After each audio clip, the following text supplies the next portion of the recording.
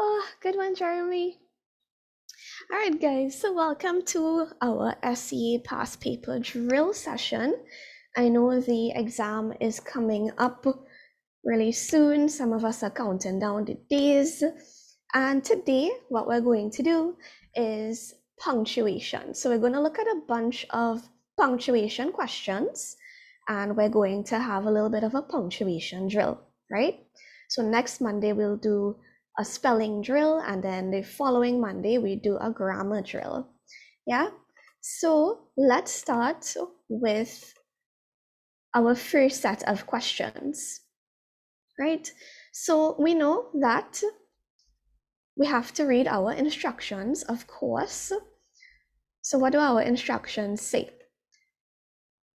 Some punctuation marks and capital letters have been left out in the passage below. There's one mistake in every line, and they want us to write the missing punctuation mark or capital letter. So two things to note, not just punctuation may be missing, but also capitals, right? So we have to be on the lookout. So we'll read through the entire passage first to see what exactly the passage is about and to get a better feel of it so that we can see where we should punctuate and where we should capitalize. The last book I read was called Common Sense. Thomas Raymond, the author, reminds us to pay attention to our surroundings. According to the author's advice, we must look, listen, and learn as we explore. He says that we can't afford to be careless. All right, guys. So, what is missing in number 7? Everyone should be able to pinpoint that mistake, right?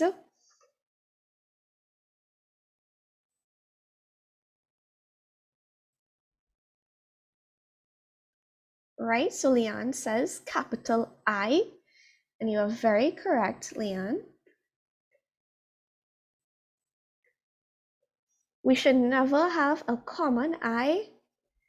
It doesn't matter which part of the sentence it's in.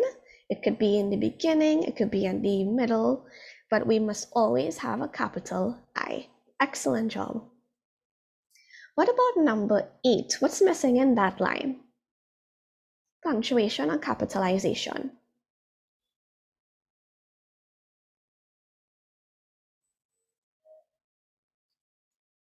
Well, we see that we have the title of a book here, right?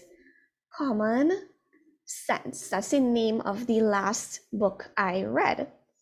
And we notice as well that we start with the open quotation marks. So when we are giving the title of a book, a movie, a song, anything that is a title, we must also have the close quotation marks. So where are we putting our close quotations?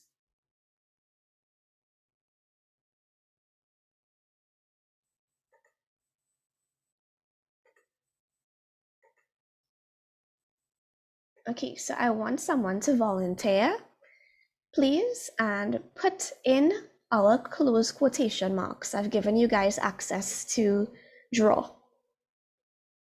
So who would like to do it for us?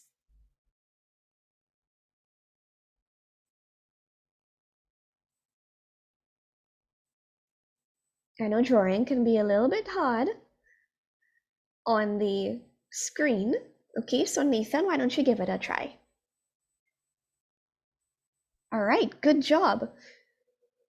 Good job, Nathan. So we have our close quotation marks and we put it at the end. So we have our full stop and we put it at the end of the full stop. Excellent, guys. So then let's go again. Thomas Raymond, the author, reminds us to pay attention to our surroundings. Something's missing there. What's missing in number 9? Excellent. So we need a full stop. All right. So can we get the full stop drawn for us? Nathan?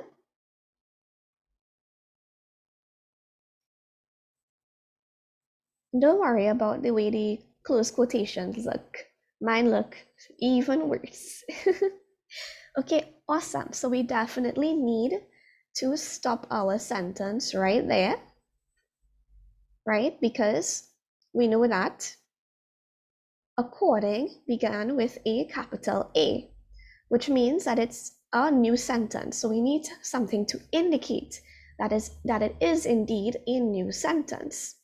Now, this is not a question. The author reminds us to pay attention to our surroundings. It's not a question. It's not an exclamation. It's just a statement. So that's why we only use a full stop, no other punctuation mark. Is that okay with everyone so far?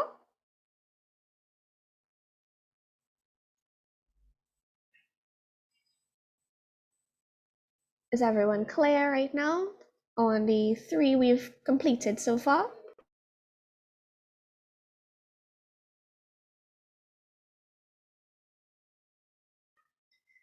Okay, awesome. So let's look at number 10. According to the author's advice, we must. So they gave us a comma, which is great because that is an introductory phrase. So we must have a comma after it, but we're missing something. So Nathan has the right idea. Authors. So we're talking about the advice of the author, the author's advice. So we need to have a apostrophe after author. So it's author apostrophe S. Yeah? According to the author's advice means the advice of the author. We must look, listen, and learn as we explore. What are we missing in number 11? All right, so can you draw it in for us, Nathan? Where should we place that comma after look? So there are 3 things we must do: look, listen, and learn. So we have to separate with a comma. He says that we can't afford to be careless. What's missing in number 12, guys?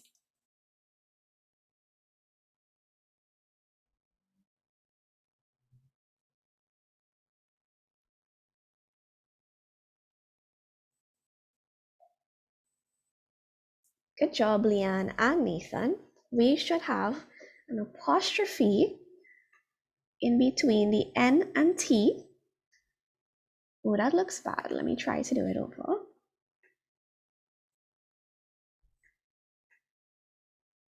Okay, so that's a really big apostrophe, but you guys get the point, right? So we are using an apostrophe for 2 reasons, yeah? The first reason is to show possession.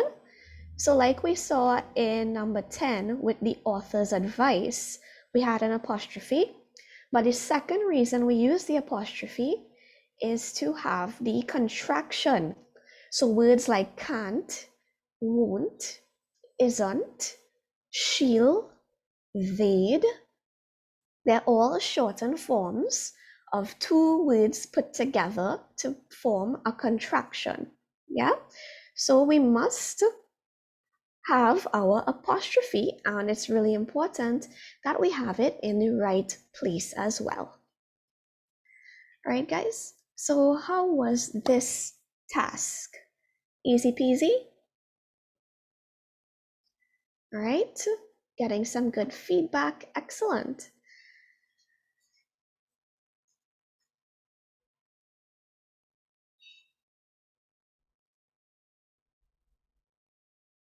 All right. Really, really good job, guys. So let's move on to another task. Remember, we're doing a drill today. Right? So let me just share it with you. Today is all about the punctuation.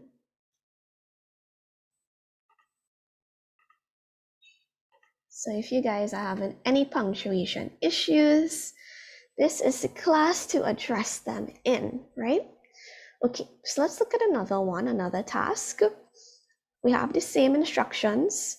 We're missing either a punctuation mark or a capital letter. So you want to insert the missing thing. Okay, so as always, we want to first read through our entire passage to get a feel of it. This is going to help us in figuring out our punctuation as well.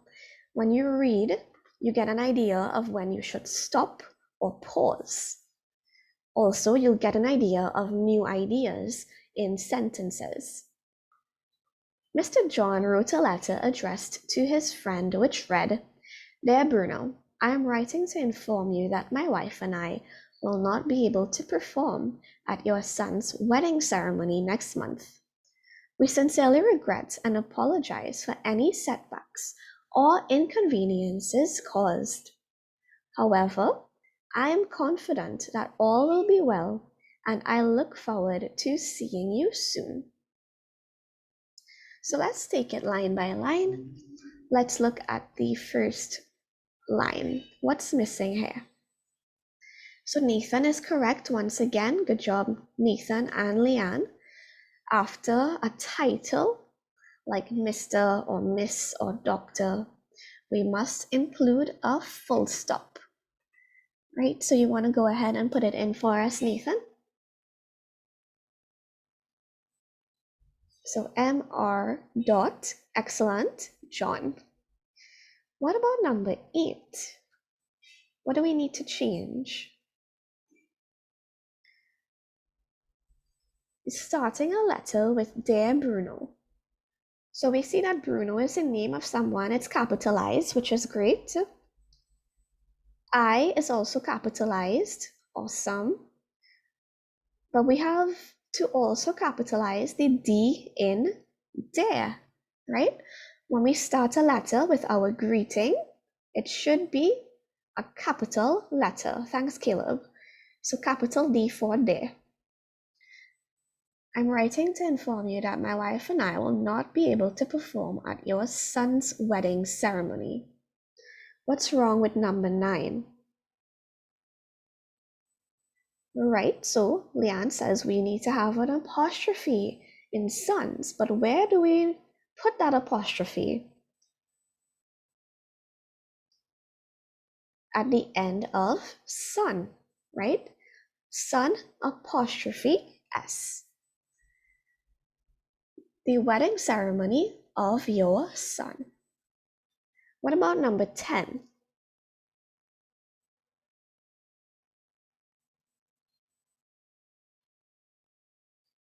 Okay, good. We have to have a full stop after the word month because we see there's a capital letter with we, right? So we know that's the end of our thought. So can someone please just put in our full stop? Caleb, that looks like a dash. Not what I meant to put. Oh man.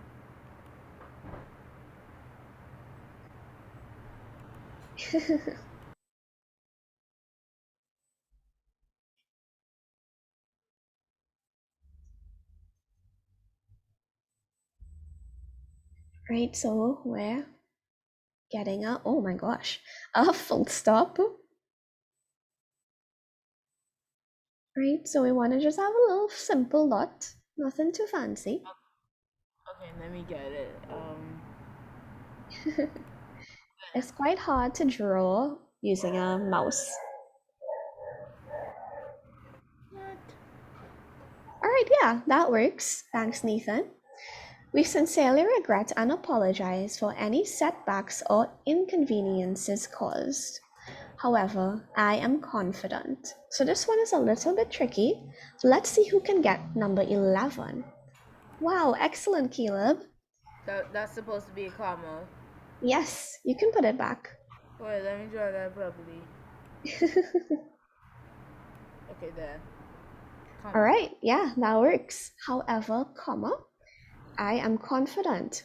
Excellent. So Nathan says we need a comma after a transitional word. This we know. So great job. Okay. Last one, number 12. Let's see who can get number 12.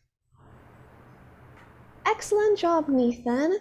So we actually need to put a comma after well, right? And I'll explain why.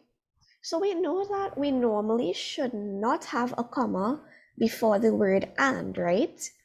But what happens when we use and as a conjunction? Remember, we use and as a coordinating conjunction. We spoke about it as a fanboy, and we said when we are joining two independent clauses together, we can actually have our comma before our conjunction, right? So our sentence will read like this. However, I am confident that all will be well, and I look forward to seeing you soon. So we had two pauses in that one sentence, yeah? All right, guys, so that is another task we completed together. Y'all are doing amazingly. And I want to pause at this point and give you guys a round of applause because you're doing so well.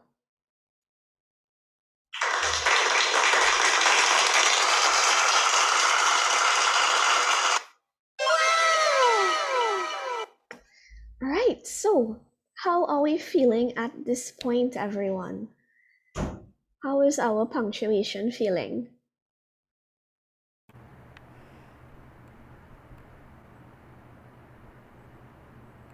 Caleb? Let me just erasing line. Okay. Nathan says Super Saiyan 3. I'll assume that's something good.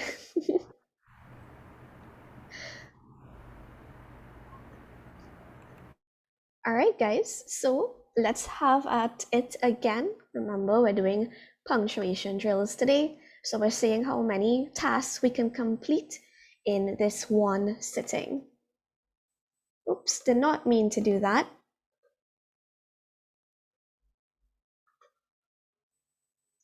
All right, so let's look at this one together.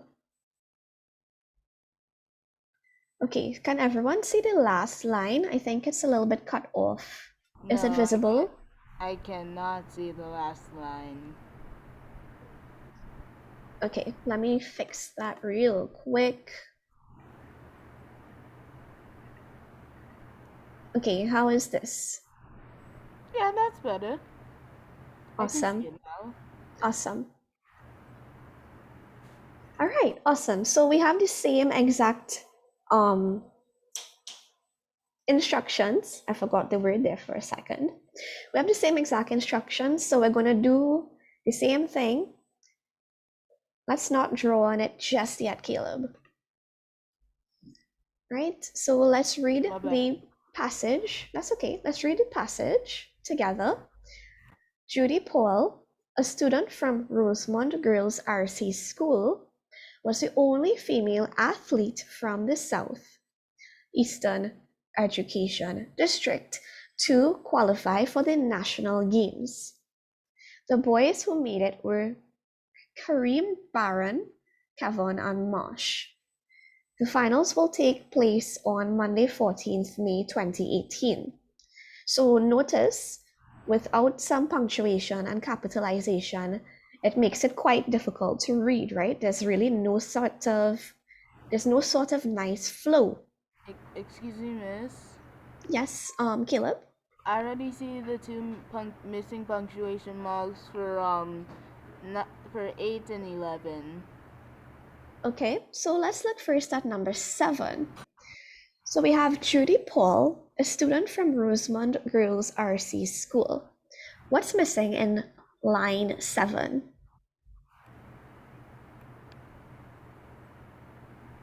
Not a comma, actually, guys.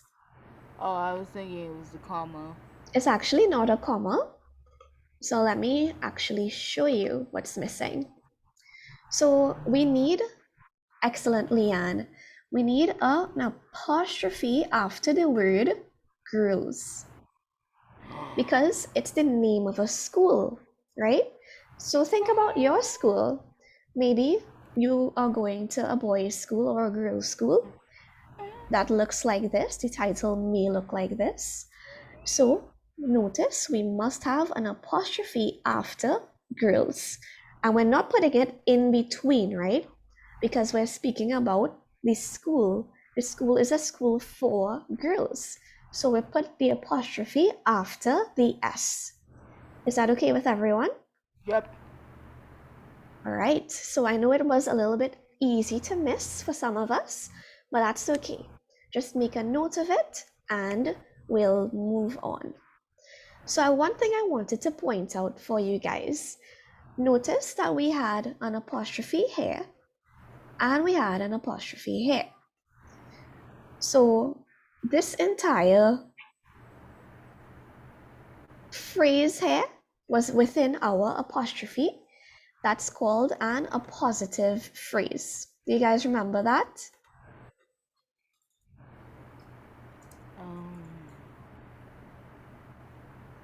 An appositive phrase is usually renaming the noun, right? And it comes in between these two commas here. So it gives you more information about the noun that came before it.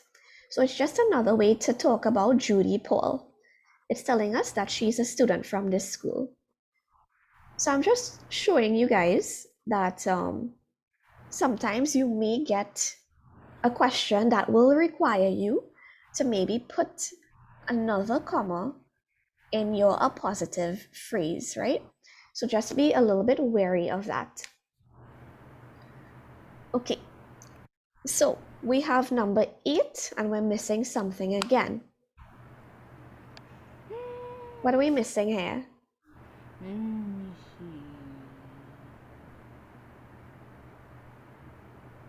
No, not a comma actually. Not a dash. A capital letter. Wait, this is in punctuation and capitalization. So again, guys, what is missing? We're looking within the name, the title of the school. That's a hint. What's missing? I know. A point. Yes, we're missing a full stop at the end of C. Right? So RC stands for Roman Catholic. And you notice there's a full stop after R. There must be a full stop after C as well, because this is what we call an abbreviation. So it's an abbreviation of the word Catholic. Roman R dot Catholic C dot. Everyone is okay with that?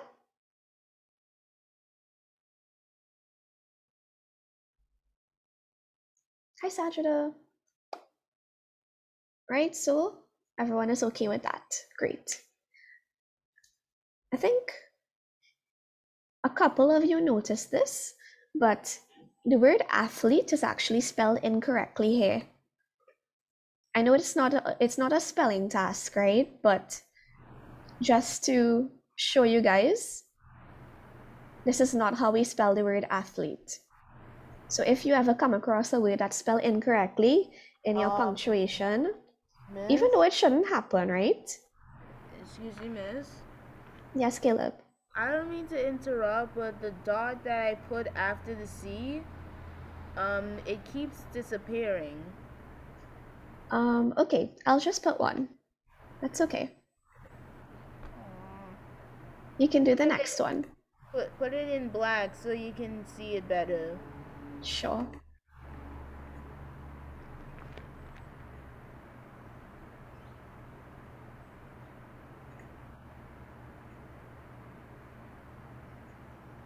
Yeah? I think that's visible, right? Okay, great. Hey, Sajida. So for those of you who came in a little bit late, what we're doing today, we're doing just punctuation and capitalization drills, right? So we are practicing this skill today, And our next Monday class will be on spelling, and the next one it will be on grammar, right? So we're covering each of the 3 sections.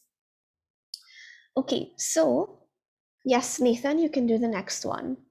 We're looking at number 9. What needs to change here? Excellent. So it is the Southeastern Education District. It's the name of the education district, so we must have a capital S for South. Great job. What about number 10?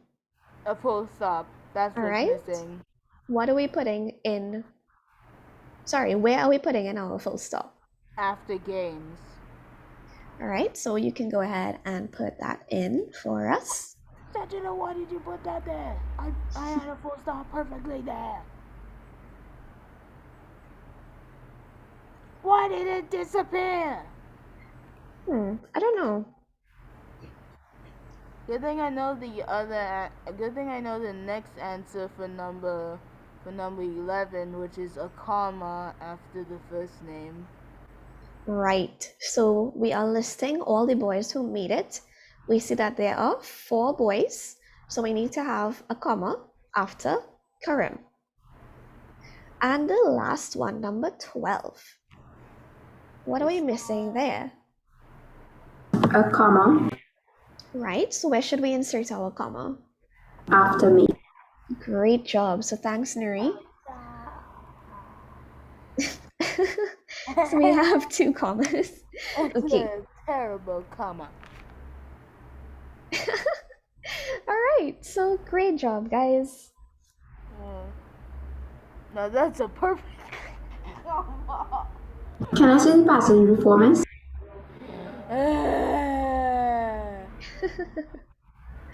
All right, so yeah, Sajida, I'll put it up in a second, right?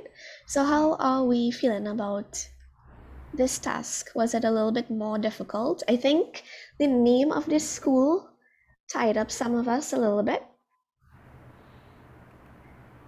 But do we understand the explanations?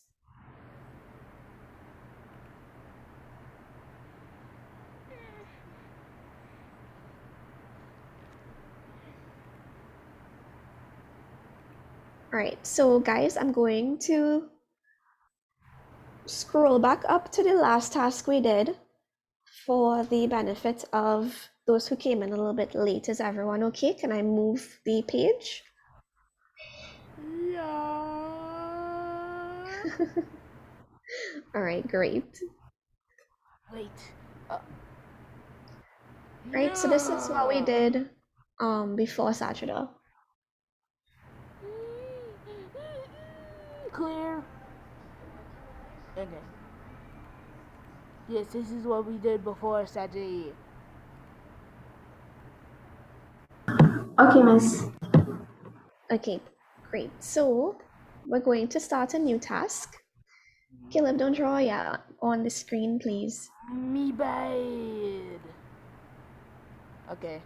Okay, so we're doing the next task. The Carony Swamp.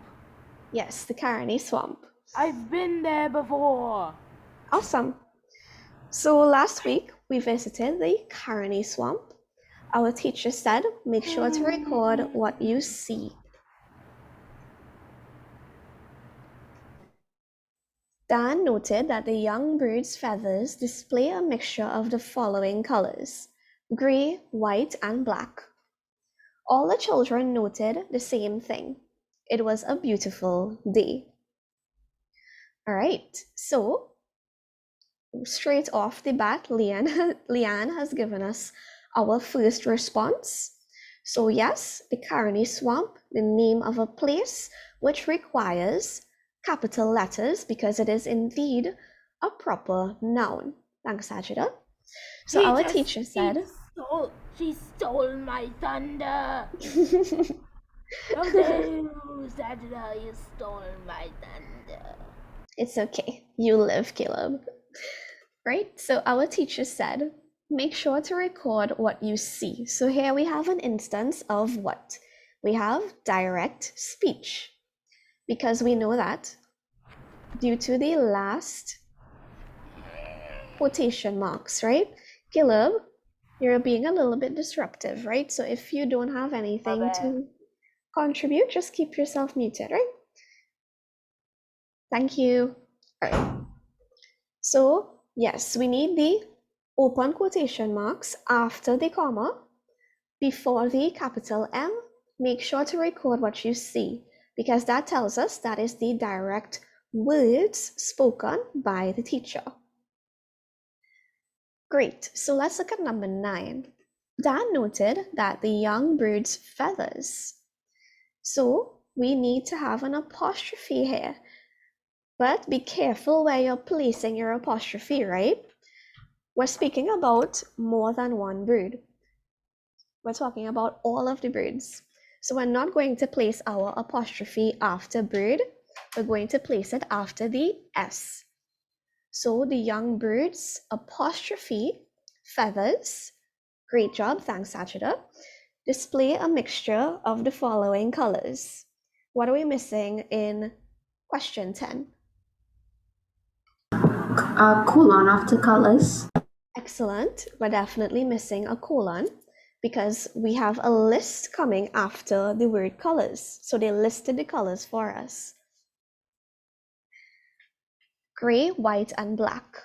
So immediately we know we're missing something in that sentence as well. Right, so Nathan, go ahead and put it in for us. Thank you. The purple is a little bit light. Do you want to use another color?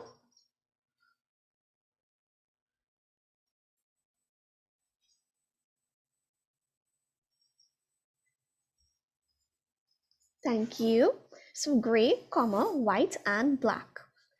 All the children noted the same thing. It was a beautiful day. So number 12 should be really, really simple, right? We have to end our right. It was a beautiful day. Should that require a full stop or an exclamation mark? Exclamation mark. Yes, I think we could definitely use an exclamation there. Remember, exclamations convey emotion. So being very excited about this field trip, you'll want to use an exclamation mark. If we just ended with a full stop, it's not going to sound like you're very enthusiastic about the day you had, right? Remember, guys, only one exclamation.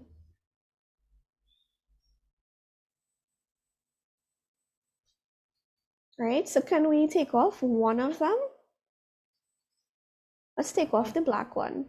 No, Miss White, that's a perfect one. We're only going to have the one exclamation. Come on, Caleb, remove it. You can draw on the next one, I promise. All right, thank you. So, see guys, especially when you are looking at the apostrophe usage, you have to be really, really careful in where you're placing it. It's one thing to know what you need to have. It's another thing to know where you need to put it, right? How are we feeling so far, guys? We have time for one more task.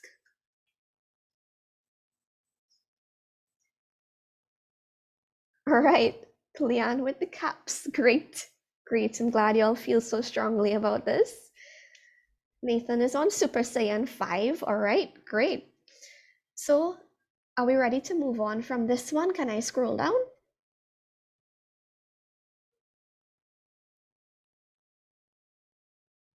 Yes. Nice. Unfortunately, I'm going to have to clear your beautiful drawings. It's okay. You can draw on the next one. Right, so we'll do one more. So the Lehi Lidu Wildlife Zoo in China gives people the chance to see wild animals roaming freely. Visitors get driven through the zoo, its parks and trails in a cage vehicle. Some animals include tigers, lions, bears, jaguars, and elephants. Do you think that you would like to visit one day? Right, so Great. So Sajida has gotten us rolling with the capital W in wildlife, and we must capitalize because it is the name of the zoo. Right? So number 8, thanks Nathan. We must end our statement with the appropriate punctuation mark. So in this case, it's just a simple full stop. And we know that it had to be ended there because visitors started with a capital V. So we knew that was the end of our thought. Visitors get driven through the zoo, its parks, and trails. Right, so what are we not going to do here? We're not going to have No IT apostrophe S, because that would be it is. exactly. So we actually do not need any apostrophes in it. That's fine on its own. Remember, ITS conveys ownership, but IT apostrophe S is a contraction for it is. So if you read the sentence and you substitute it is, it's not going to make any sense, right? So visitors get driven through the zoo, comma, because we need a pause there, its parks and trails in a caged vehicle. What about number 10? Some animals include. Is that a colon, That's Caleb? supposed to be yes. Okay. I didn't put it dot because they would just disappear. Well, it looks a bit like an exclamation mark, but we know it's a colon, right? So some animals include. We have a colon because we're now going to list the animals. Tigers, lions, bears, jaguars, and elephants.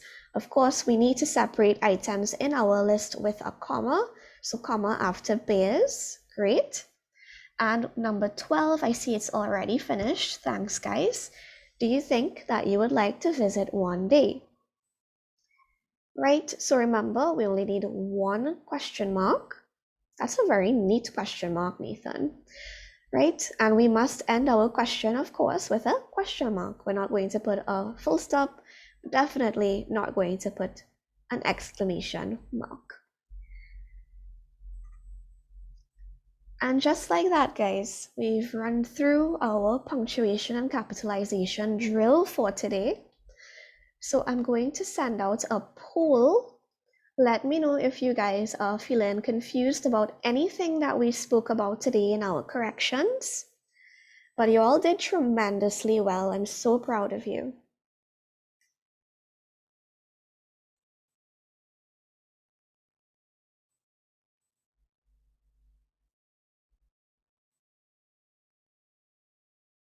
Y'all are killing it.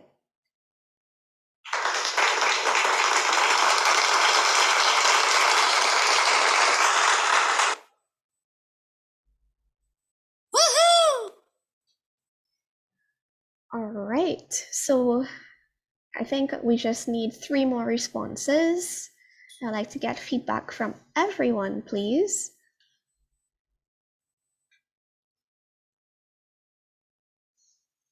All right, so for those of you who said you were feeling a little bit confused, send me a direct message. Let me know what is confusing.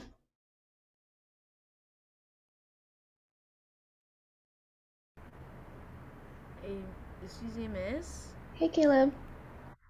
I noticed something. Pizza is a circle that's cut into triangle becomes in a square. Yeah, shapes are wild.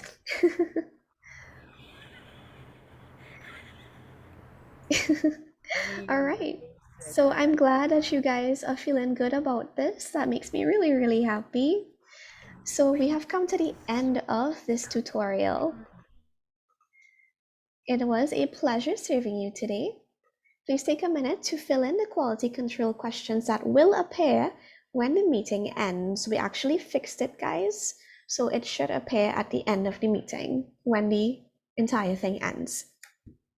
Thank you for choosing BetterGradesFast.com. Do have a blessed day, and we'll start our essay writing class at 5:30. So standard fives, you guys don't need to stay for this, right? I'll see you all. Bye.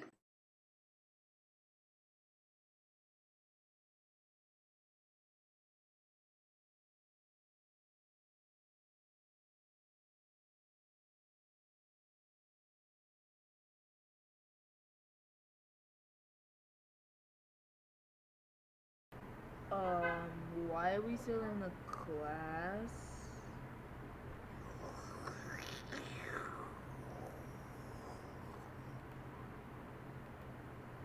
Emma.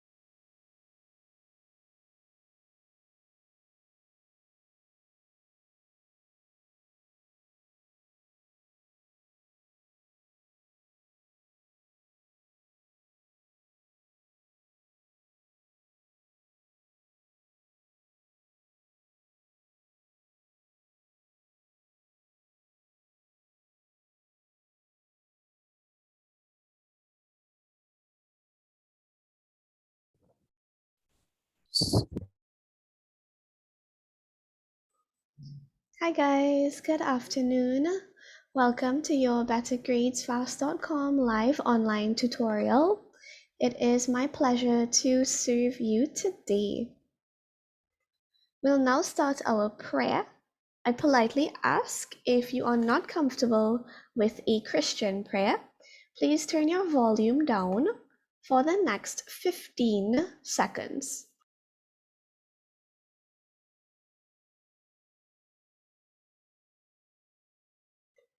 Heavenly Father, kindly direct me to meet each learner's needs.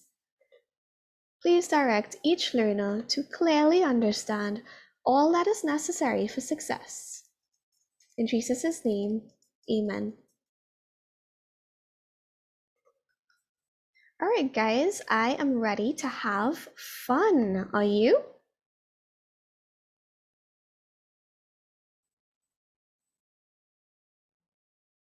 Is anyone ready to have fun? Yes, miss. All right, great. In that case, let's start with our joke of the day. So today's joke of the day was brought to you by Darian. Let's see what she has for us today. Why was the jelly so stressed out? Why was the jelly so stressed out? Hello. Because it was spread too thin.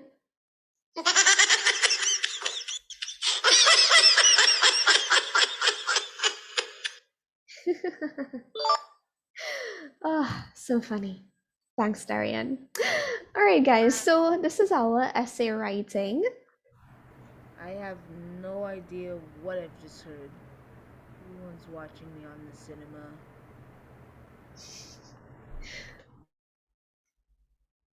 All right, so guys, we are going into our revision cycle. Last day we spoke about figurative writing, figurative language, which is part of descriptive writing. Yeah? So we're going to play a little Kahoot game, and we're going to see if we remember those things that we spoke about.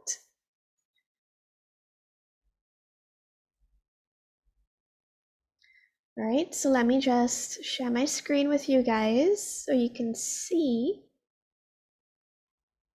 Just give me a second.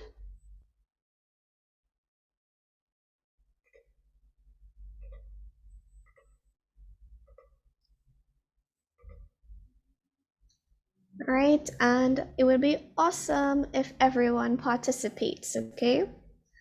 So the game pin is loading. Remember, you can go to kahoot.it,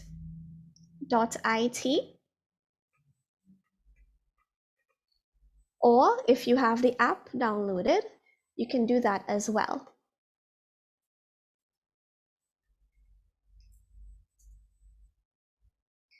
Put in the game pin, which you see at the top of your screen.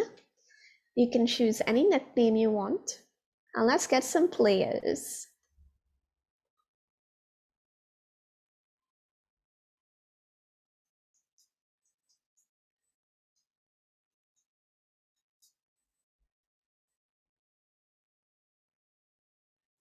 So I'll give you guys a few seconds to enter the game.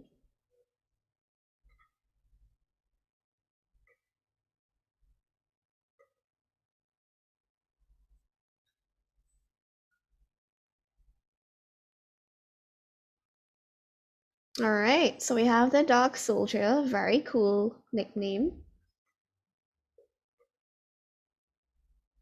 Let's get some more players, guys.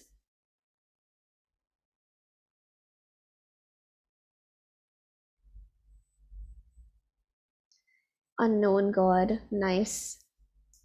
We have CJ50.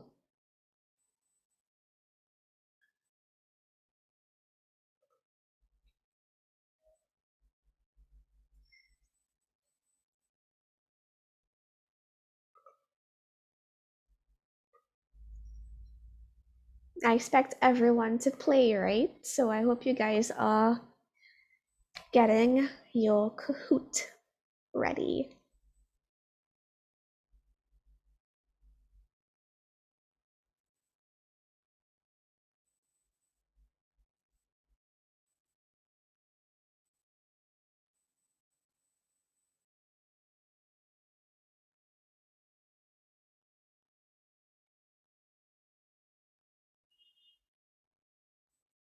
I'll give you all 1 more minute.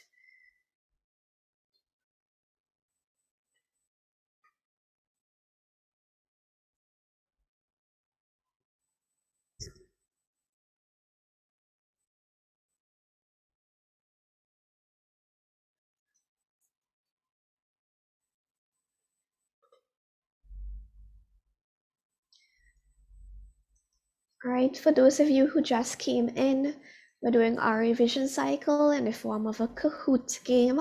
So go to www.kahoot.it or use your Kahoot app. Enter the game pin, enter a nickname, could be a fun one, and let's get this game started.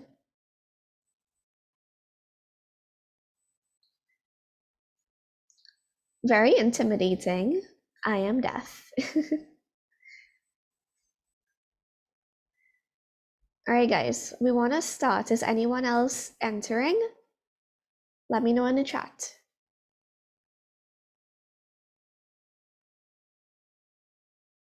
Okay, we'll wait for you.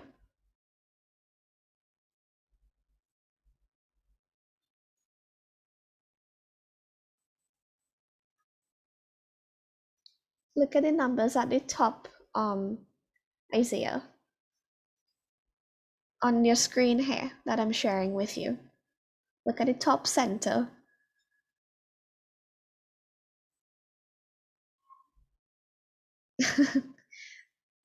Kayla.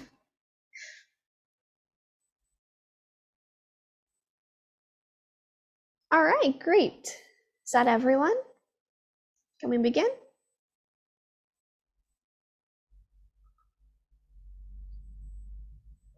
All right, so we'll start.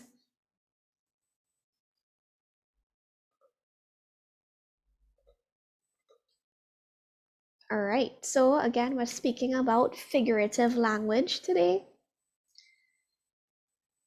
So we start with a true or false question. Remember, the faster you answer, the more points you can get.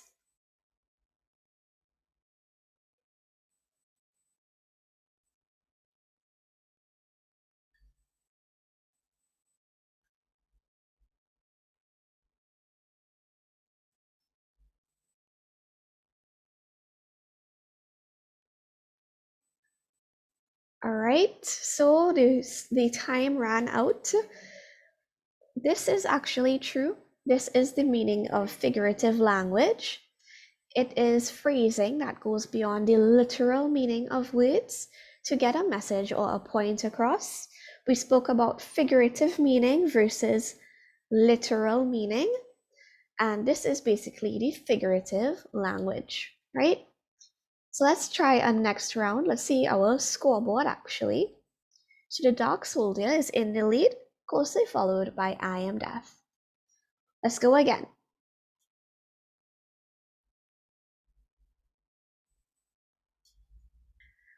All of the following are examples of figures of speech except one. Choose the odd one out.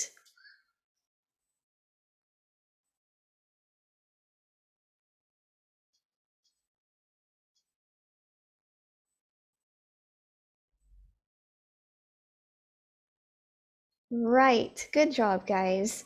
So we know that figures of speech are things like similes, metaphors, personification, alliteration. But climax is actually part of a plot. When we're writing a story, we know the climax is the most exciting or dramatic part of the plot. All right, so it doesn't show on your phone, guys, just in case you've never done a Kahoot before. So you're looking at the question on the screen here that I'm sharing, and then you're picking the color that corresponds to the option that you want to select, right? So it's okay if you don't see it on the phone. It's supposed to be like that. So you're only looking at the screen here, which I'm sharing with you on Zoom, to see the question. All right, so let's see our scoreboard. All right. So we have Vienna in the mix. We have Unknown God. All right, let's go again. All of the following are functions of figures of speech except what? Read your options carefully.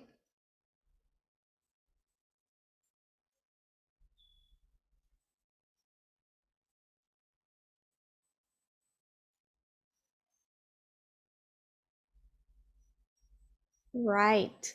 So when we use similes, metaphors, personification, all of these figurative devices, right? We want our writing to be more effective, more impactful, and it contributes to imagery. What we don't want to do when we use figures of speech is to have vague writing. We want to make sure when we are writing descriptively and using figures of speech that we can create a very clear image in the reader's mind. All right, so the Dark Soldier is on a winning streak, very closely followed by Unknown God, Vienna, and I Am Deaf. So we're halfway through. Let's look at the next 3 rounds, guys. Question 4. Which of the following is a metaphor?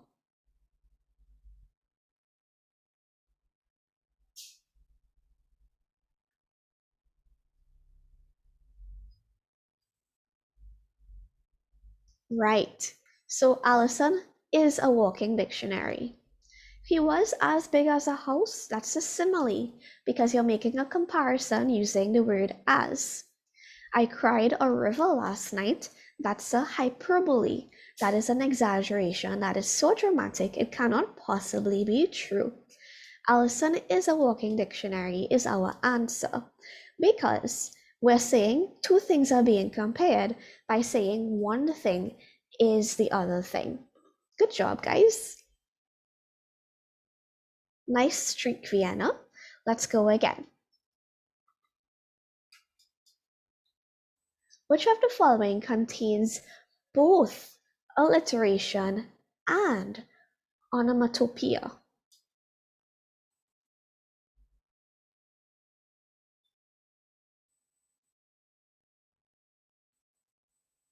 Five more seconds, guys.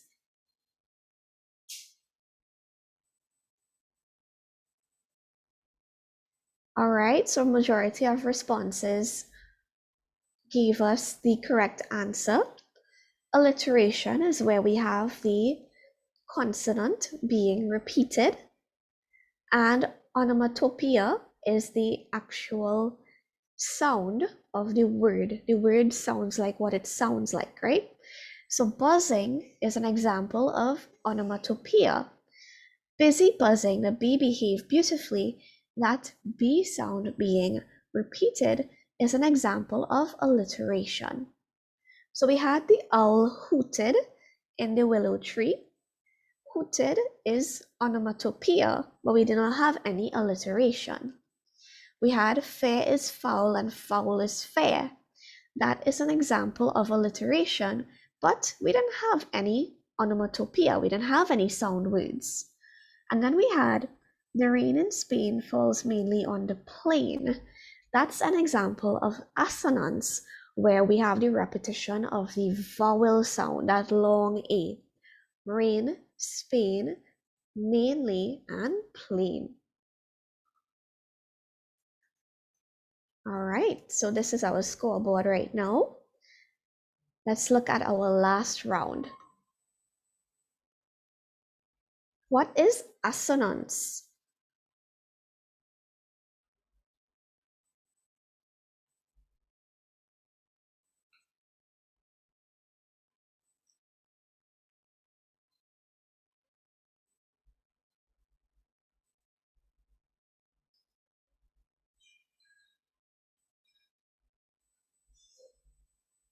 Good job, guys. The majority of responses were correct.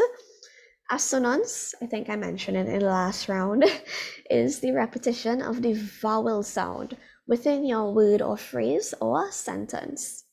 So let's look at our scoreboard, our podium. So in third place, we have I Am Death. Second place, we have Vienna. And our winner of the figurative language quiz is the Dark Soldier. And these are our runners up, Unknown and Goku. So thanks for playing my game, guys. I hope you all had some fun in our little revision session. How was that? Was that okay?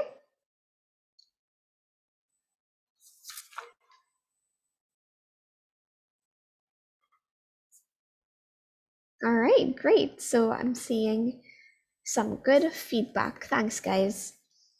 All right, so we are going to have a little bit of a discussion on figurative language once again.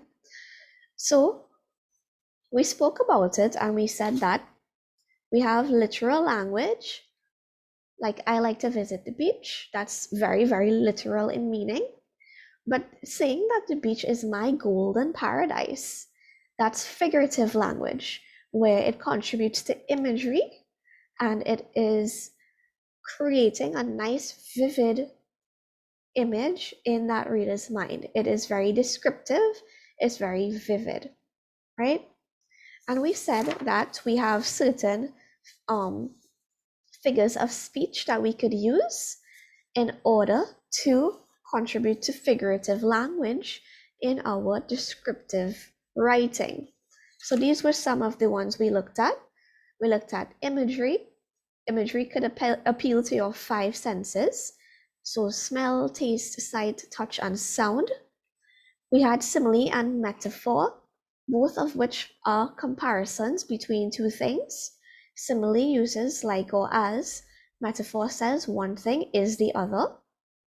Hyperbole, we said, is an exaggeration that's so dramatic it's not true.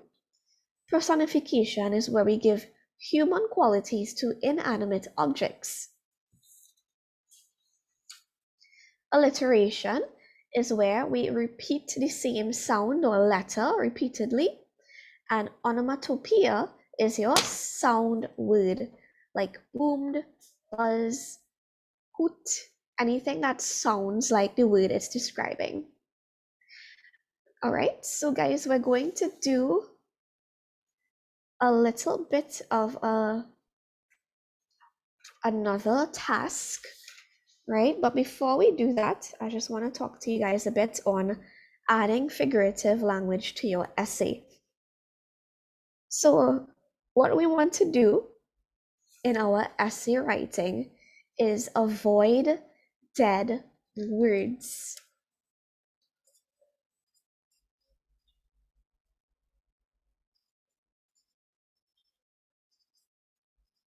I will talk a bit about what a dead word is.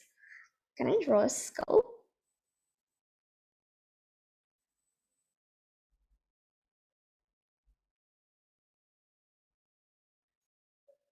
Okay, avoid dead words. What do we mean by that? There are some words and phrases that we use in writing that are overused, they are boring, and they're lifeless, like the skull. Right? So words may include many, big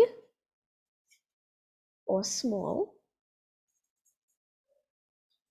fun, cool, awesome, great, good. That's a big one. Oh my gosh. Happy, sad, and this one is a phrase. A lot. When we're writing descriptively, we want to avoid these overused, boring, lifeless words and phrases. They're not bad, but they're boring and they don't paint a clear picture for your reader. We have so many different words we could use to substitute for these dead words. We could even use some of our figures of speech that we just spoke about. For example, let's look at this sentence.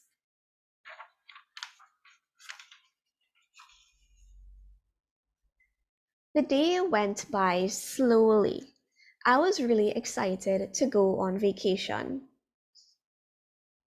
So nothing is wrong with it, but it's boring. And we could definitely spruce it up a little bit.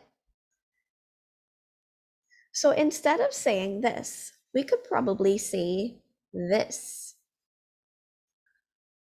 I watched the clock, which seemed to be moving more slowly than usual.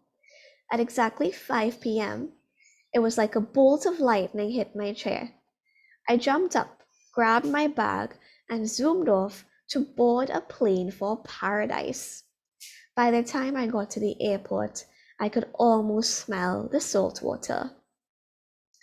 Now, between this paragraph and these two sentences, if you're reading a book, which one is going to grab your attention more?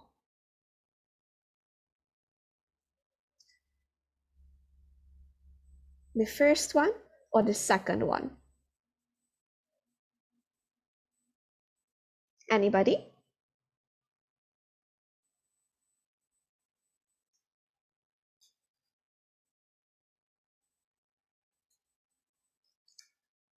Which one is going to grab your attention more, guys? The second one, right? It's a lot more descriptive, and we actually used figures of speech as well. So we can actually just underline our figures of speech to identify them. Like a bolt of lightning, that contributes to the imagery. Zoomed, we know that's an onomatopoeia. Border plane to paradise, or a plane for paradise. Could almost smell the salt water. That appeals to sense of smell. The clock seemed to be moving more slowly than usual. That's a hyperbole, right? That's an exaggeration. Of course, that wasn't actually happening. It just tells us that the writer was really just impatient and excited to board his flight.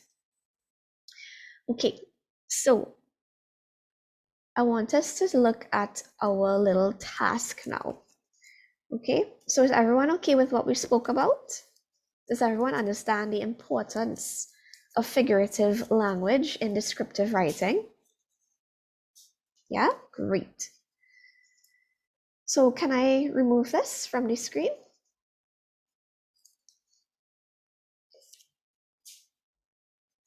Okay, great.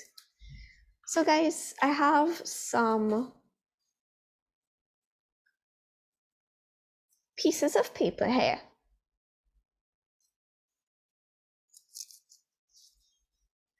I want each of you to choose one.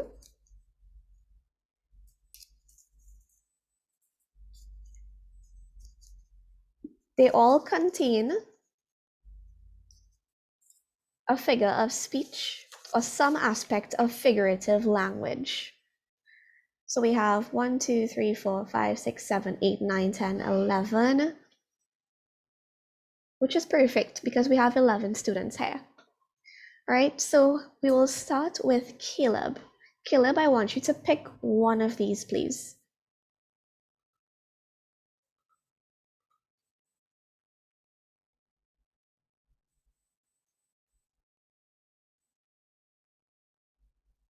If you don't pick in the next 2 seconds, I'll pick one for you. All right, so Caleb, you will be doing hyperbole. So I'm going to write it in the chat so everyone knows what they're doing.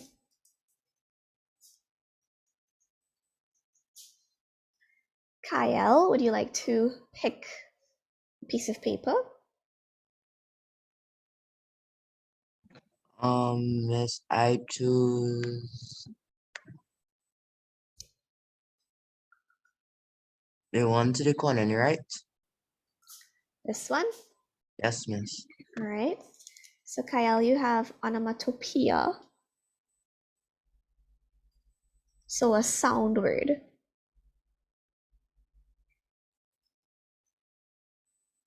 What about Deanna? Deanna, you have to choose one of these folded pieces of paper. It's going to contain a figure of speech. I choose the one all the way at the bottom. Which one? This one? The one in the middle. All right, so this one is Vienna's. All right, so you have imagery, sense of touch.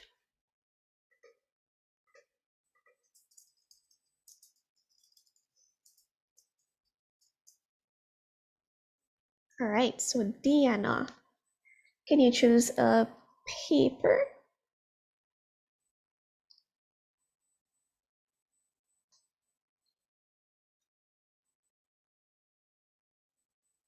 Second one in the middle row. All right, personification. That's a good one.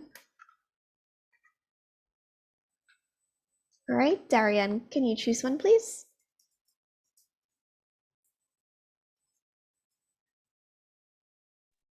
Yes, miss. The first one with seven. The first line of paper and second one. Sorry, you broke up a little bit. Miss, the first one, yeah, that one. Okay. So you have the sense of sight imagery. Miss? Hey, Caleb. I was gonna choose, but I couldn't unmute my mic. All right, well, I chose for you. Okay, so Darian has imagery, sight. I was gonna choose simile. Well, how do you know which one is simile? That's the point. That's the point. I expect I just say the word and then I find. No, that's not how it works. All right, so who do we have next? Isaiah. Isaiah, can you choose one, please?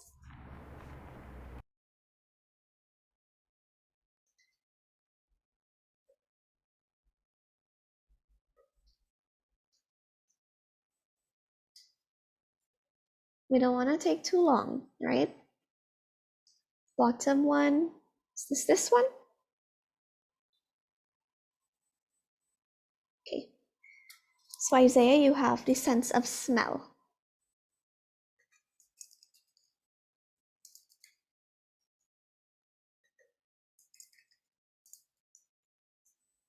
Oh gosh, I spelled your name wrong. All right, Jonathan, can you pick one, please?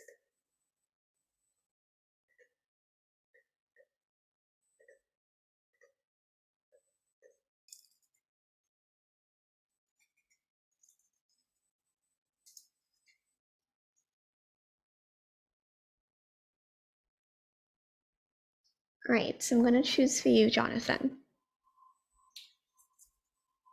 Metaphor. Joshua, can you choose, please? The one in between imagery and onomatopoeia. All right. So Joshua, you have simile. Keelan, can you choose one?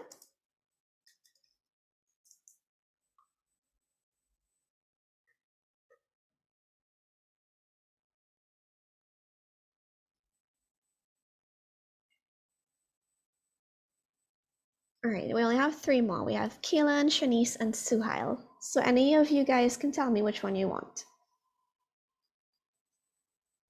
If not, I'll just assign them, right?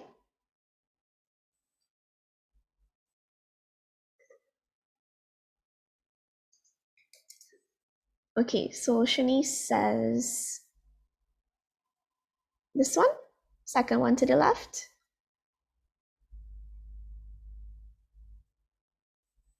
Yeah, okay.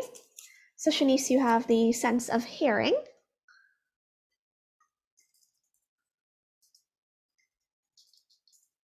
And Suhail, would you like to choose?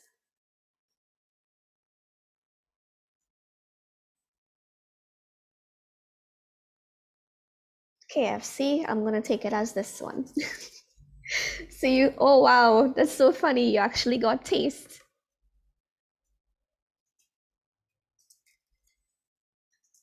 That means Keelan will be assigned alliteration.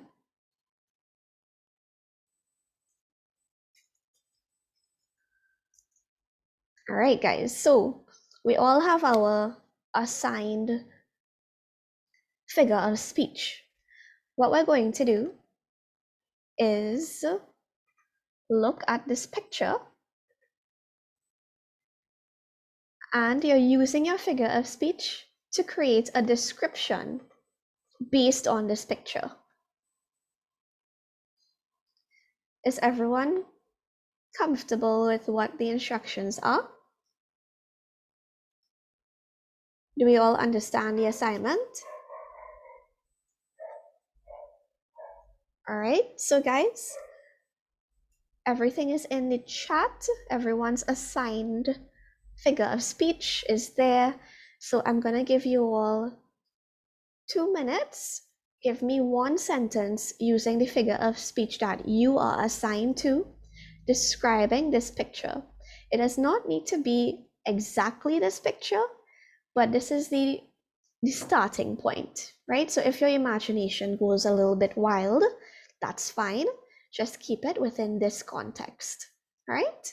So I'm going to turn my mic off and give you guys 2 minutes.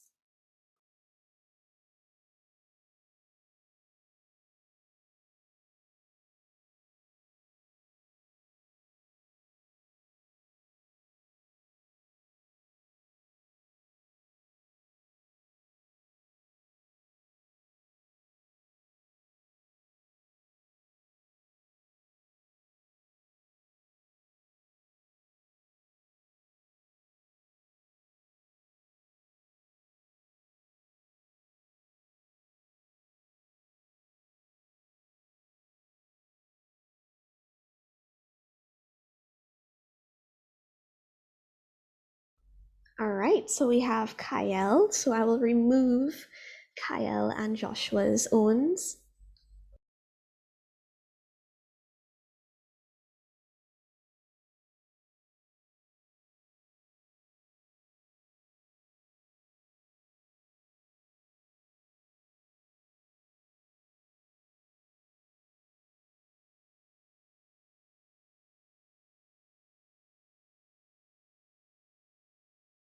All right, so Isaiah has given us smell, excellent. So we've removed that as well. We have the rest up here to go.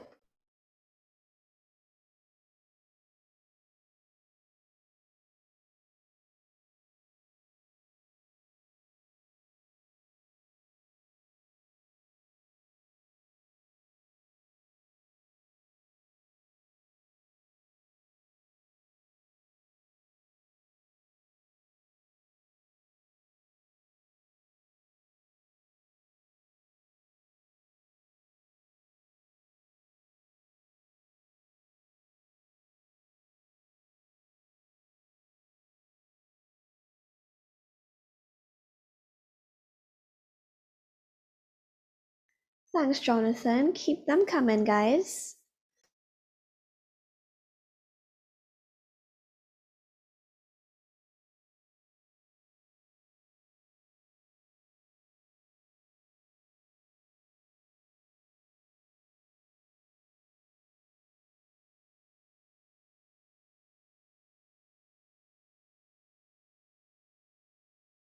Miss, I don't know what hyperbole means. It's an exaggeration that is so dramatic that is obviously not true. Okay.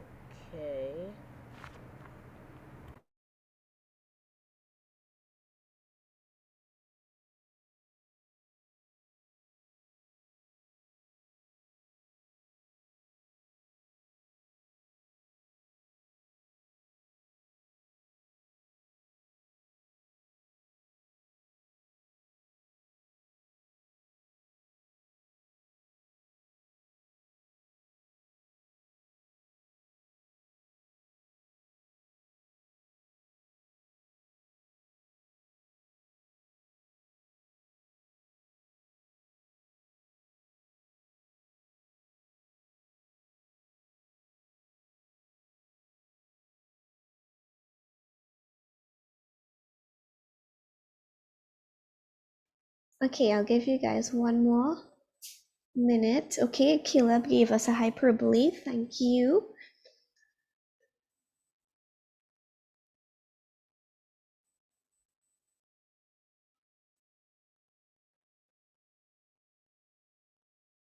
All right, thank you, Shanice.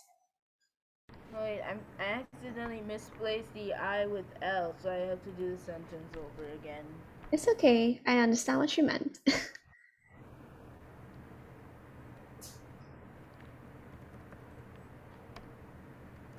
Right, Darian gave us imagery. Great. So we just have 4 more to go, guys.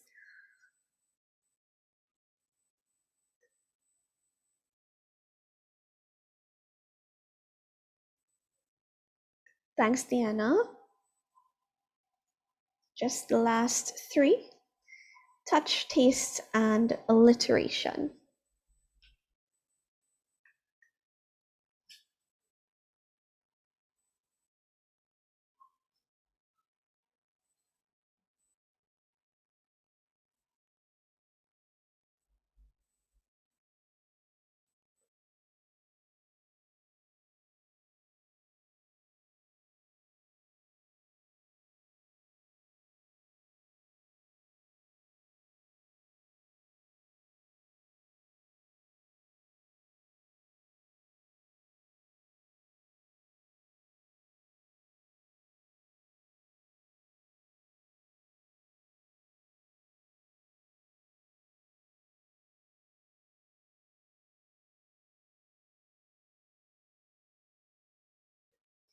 Come on, guys, let's get the last three.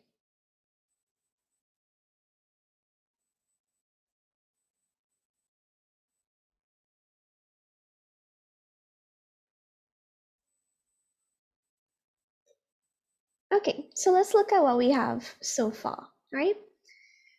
So the first one we got, the first response that we got was from Kyle, who had the task of giving us an onomatopoeia based on this picture. The boy tripped and fell on the ground. Ah, he screamed in agony. All right. Then we had Joshua, who had to give us a simile. The background is like a pigsty. Great job. So we definitely know there's a lot of untidiness and dirtiness in the background. Isaiah gave us imagery in the sense of smell.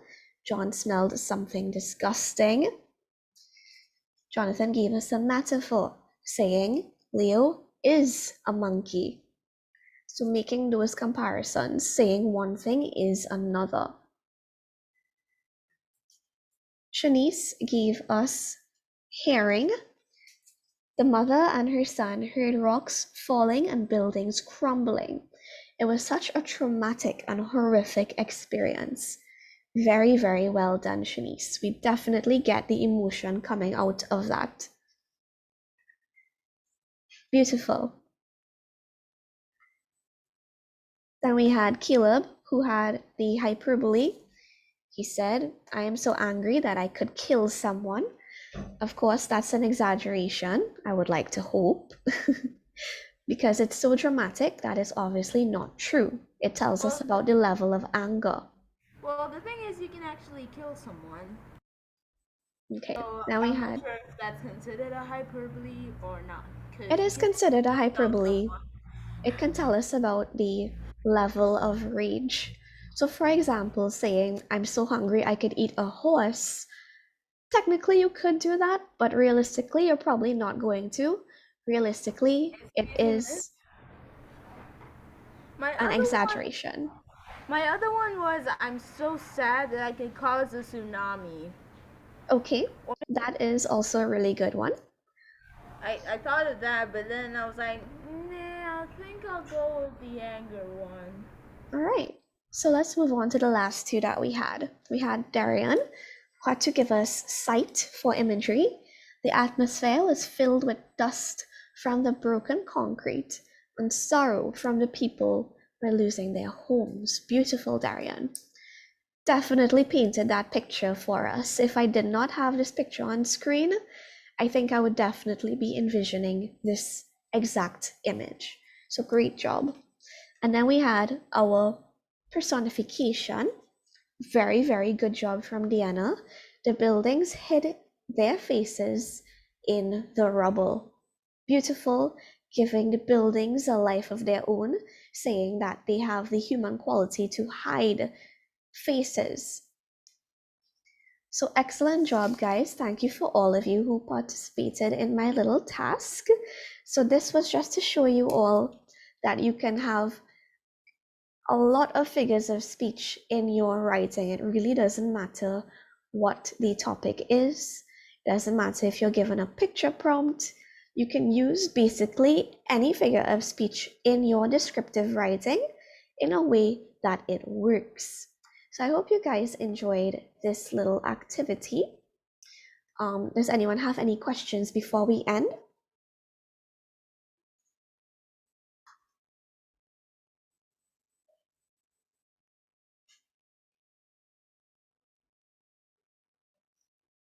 Okay, it seems like we're all good.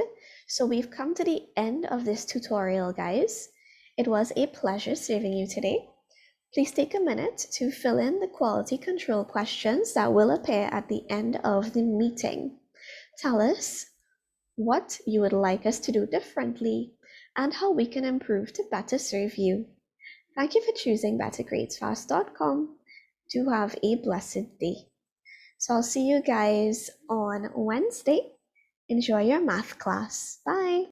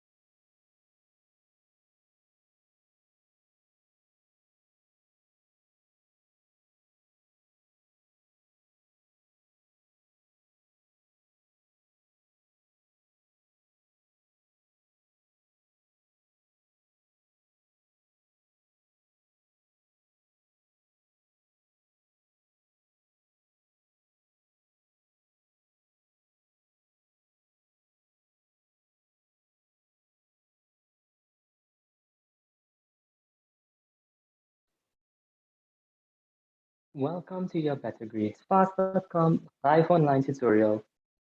It is my pleasure to serve you today. We will now start our prayer. I politely ask if you are not comfortable with a Christian prayer, please turn your volume down for 15 seconds. Hi, friend. Heavenly Father, kindly direct me to meet each learner's needs. Please direct each learner to clearly understand all that is necessary for success. In Jesus' name, amen. So guys, this just a reminder, this is the SEA past paper review session that we are having today. And the joke of the day was brought to you by Nathan. This is awakening to up my fishing game here. Take this boat, see if What we can find more did fishing the spots. math book, Especially spots where I can now use my pro fish. what did the math book say to the other math book?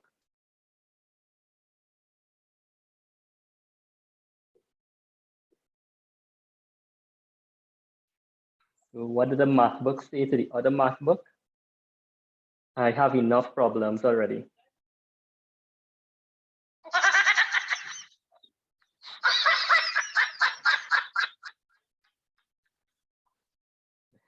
Okay, guys. So we would begin with our game today, right? So we'll begin with our game. I don't know if for those of you who had done it before, the Kahoot game. So just do a quick recap how to log in into it. So just share my screen. So you can either download the app or you can just type www.kahoot.it. Enter. And this will come up to give you the pin, the game pin. However, if you have the app downloaded, it's a little bit different to do that. Right? You'd have to go on the app, click where you would see the option to enter the code, and you'll be directed to. Right, so the code for today's game is 2595774. So this game is based on section 1 type questions in your SEA exam. So I'll wait for you guys to log in.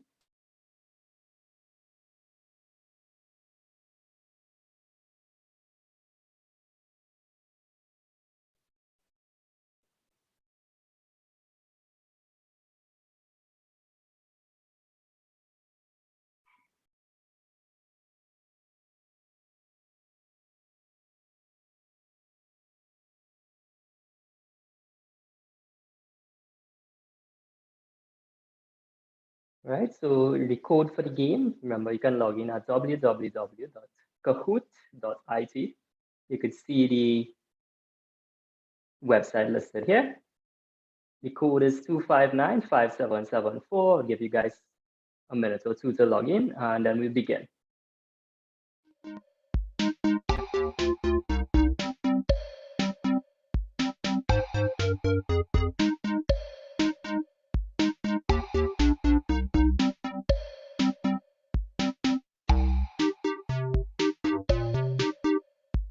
Guys, getting some difficulty to log in.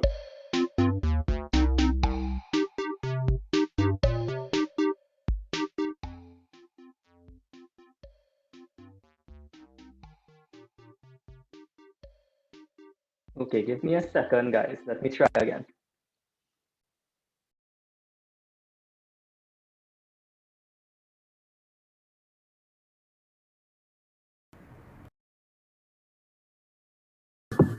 Hi sir, what's the game pin?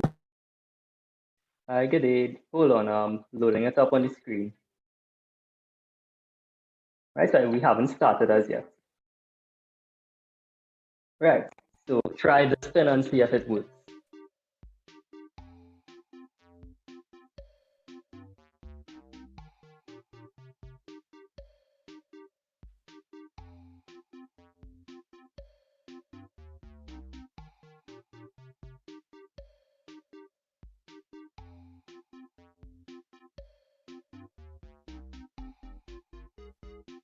Okay, we have one person so far that's logged in. Then Demon Dragon. That's me. Huh? Demon Dragon? Okay, give you guys about a minute or two again to log in. Okay, we have a couple folks. What? Is that I or is that Just remember to L? log in, guys. You would go to the site www.kahoot.it, or if you have the app, you need to type in this code you see on your screen, and you should be directed.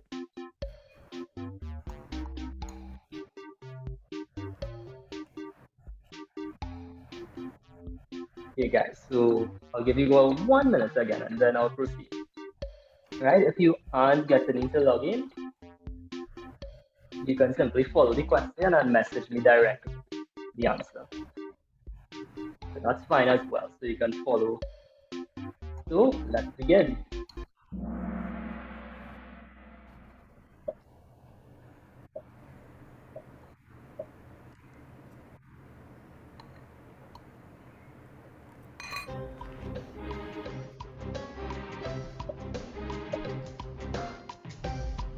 So in the number 460.98, which digit has the greatest value? So the greatest value would be in the hundreds column, which would represent the 4. Mommy? So, Can I have yes, some water? sure.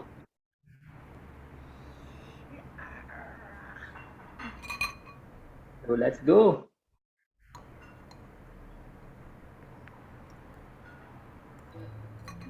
So what number goes in the box, right? So it's supposed to be goes in the box. 7 squared plus 1 is equal to 5 squared multiplied by what? What number goes in the box? 7 squared plus 1 is equivalent to 5 squared multiplied by some number.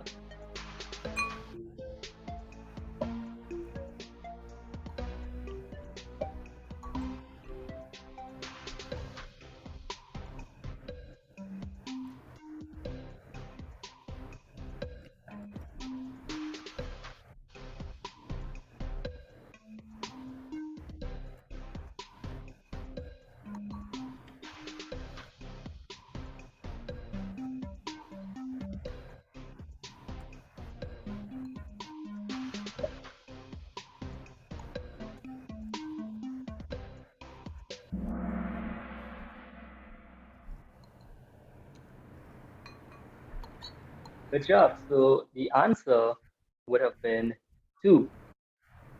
So why is it 2? 7 squared would be 49 plus 1 would be 50. 5 squared is 25. To get 50, Remember, equal sign would mean that the number on the left and the number on the right are the same. So to get 50, we need to multiply 25 by 2. Oh, we have a tough battle going on here. Sweet! First place! So express 48 over 72 in its lowest form. Let's go, guys.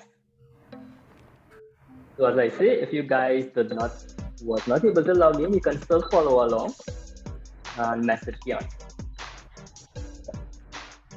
It's spicy.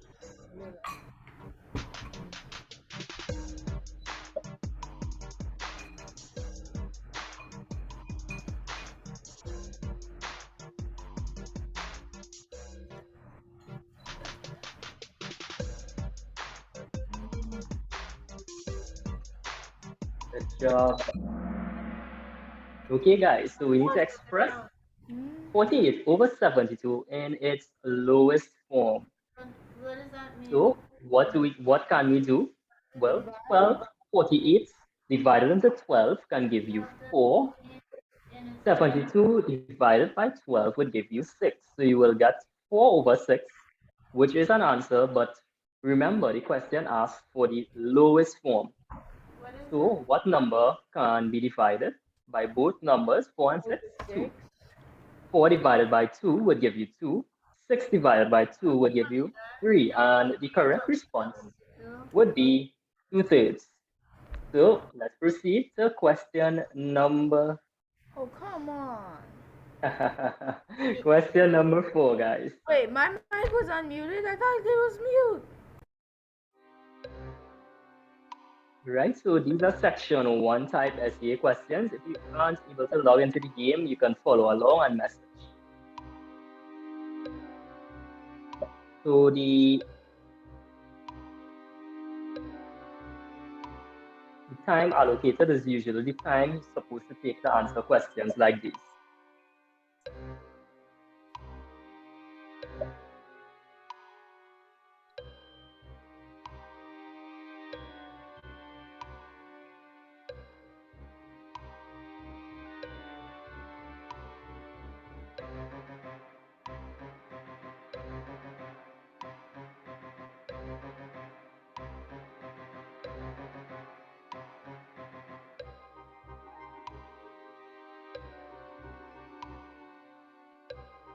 Three, two, one.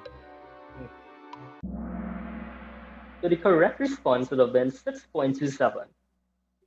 So you could have written 9 as 9.00 and then subtract accordingly. This one was straightforward. Let's go. Let's see who is in the lead.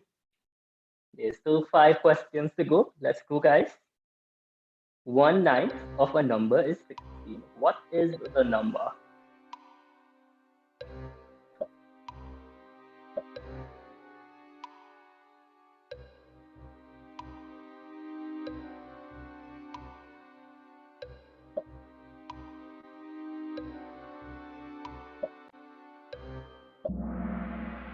Right, so we have 1/9 of a number being 16, or 1 out of 9 parts.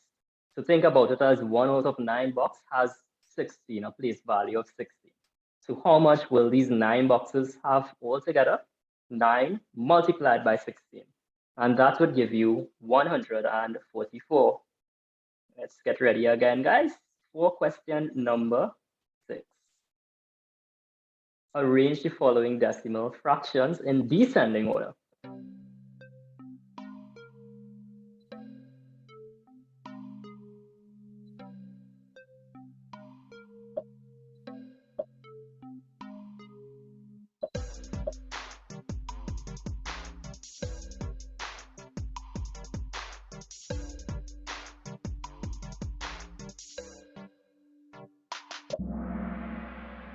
Good job. So in descending order, we need to start with the biggest number first, right? Don't mix up ascending order with descending order. Ascending would have been smallest to biggest. Descending means biggest to smallest. So what would have been the biggest number in these 4? It would have been 3.1, followed by 1.3, then 0.31 and 0.13. So good job, guys. Let's go on to question number 7. Wow, we have a stiff battle going on here. So share 12 cakes equally among 8 classes. How many cakes will each class get?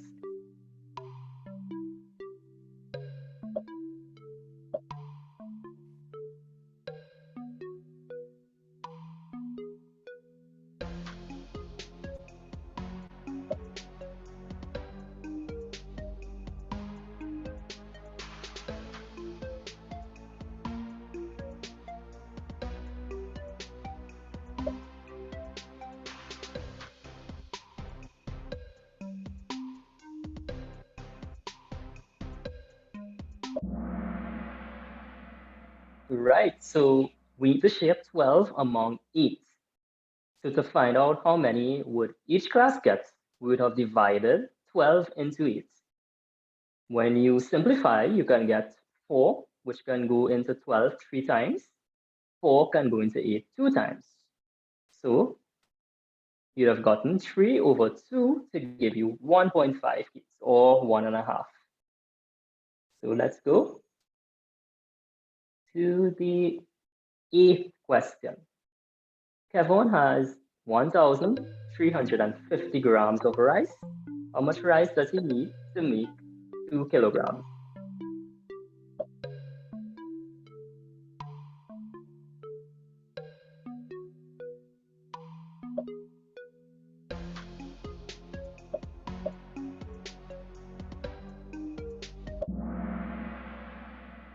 Okay, good job, guys. So to make 2 kilograms, 1 kilogram is 1,000 grams. So 2 kilograms would be 2 by 1,000 to give you 2,000. So how much do you need to get 2,000 from 1,350? You need to subtract 1,350 from 2 kilograms, or 2,000 grams, and that would have given you 650 grams.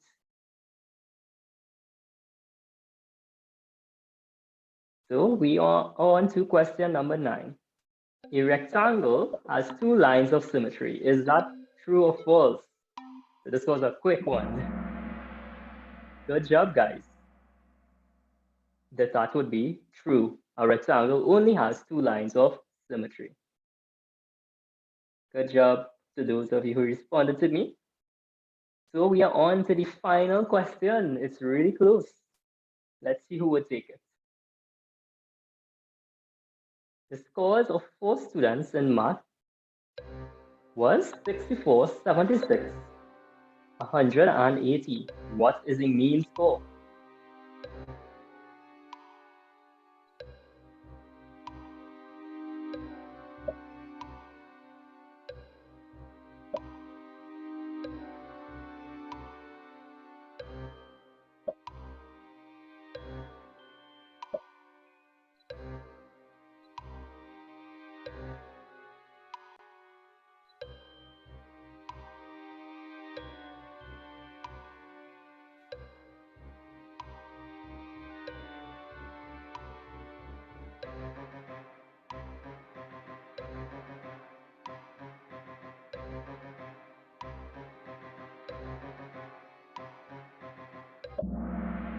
Okay, guys, so to calculate the mean of these 4 students, we would need to add the total scores up, which would be 64 plus 76 plus 100 plus 80.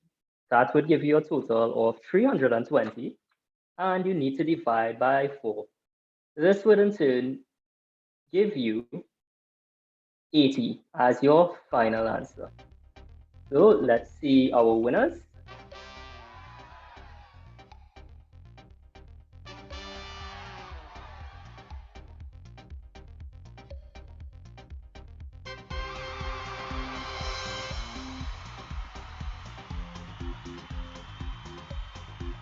Oh, this was a pretty heated battle.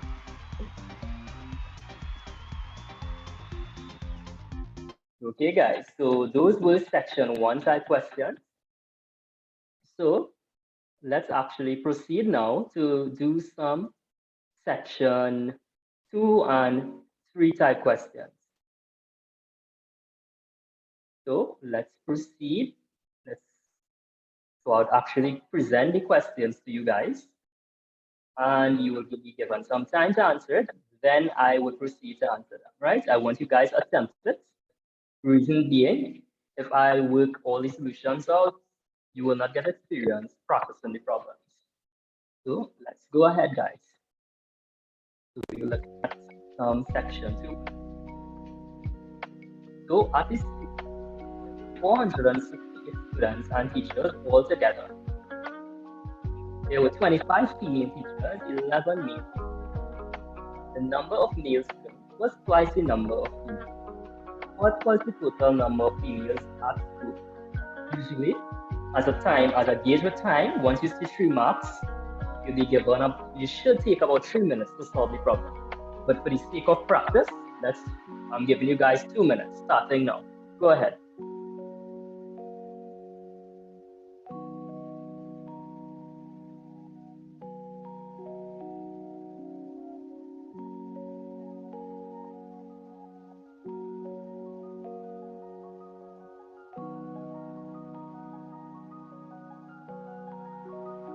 You guys can message the answer if you got it. Message me directly. Right, so make sure you have some paper and pencil close by.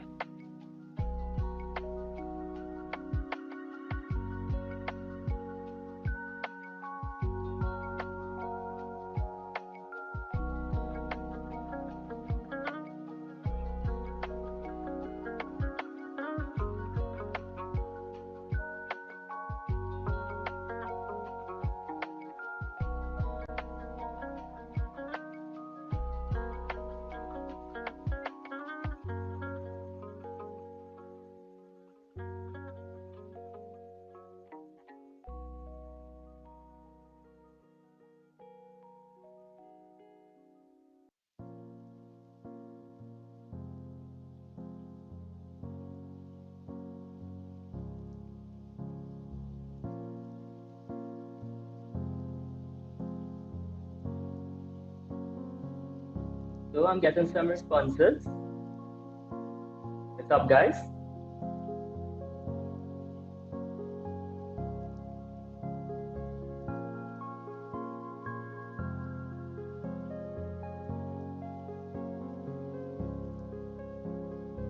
Okay, guys.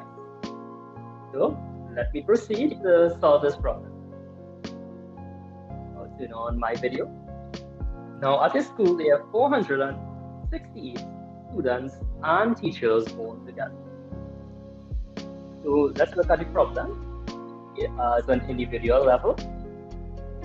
So what you need to do is underline the important information in the question when you're answering these types of questions, especially when there's a lot of words involved. So we have 468 students and teachers all together. There were 25 female teachers and 11 male teachers. So let's write down the information we have so far. We have 468, and this would be students and teachers. Right? If we have the teachers would represent 25 female and 11 males to give you a total of 36. So that would have been the first piece of information in the question. So part 1, you would need to subtract the number of teachers to find the number of students. So how can we get the number of students? The number of students would be equivalent to 468 subtract the 36, meaning all the teachers together.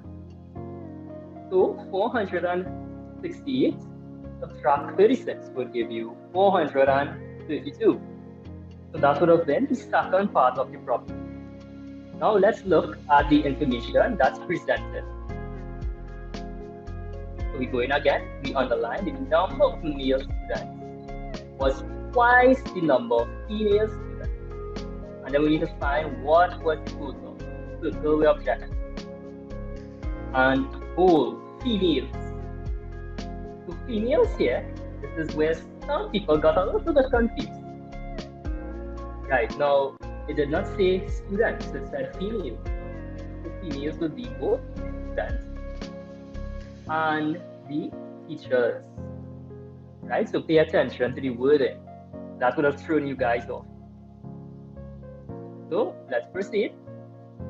So we would have a total of 432 students, and we have twice the number of female students. So the number of male students was twice the number of female students. So if we were to represent this,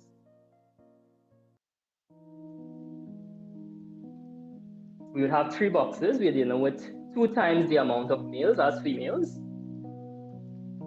These two would represent males. This one would represent females. So we would need to divide 432 equally into 3 parts. So let's do our division. 3 can go into 13. We get 4, we get 1. We've gotten 140.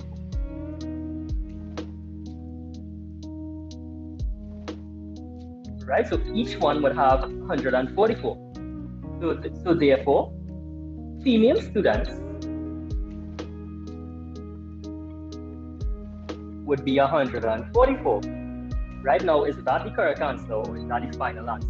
No, because we need to add the females, which are students, and we need to add the females that are teachers. Right? Be very particular with the wording of the question. Right? Females is in bold for a reason. The females means both students and teachers. If the question had said students, then the answer would have ended at 144. Right? So the final answer, total females, would be 144 plus 25 to be 169. So your final answer would be 169.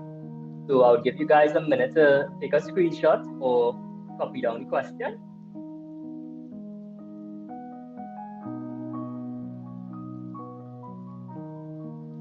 Right, and in the meanwhile, I would run a poll.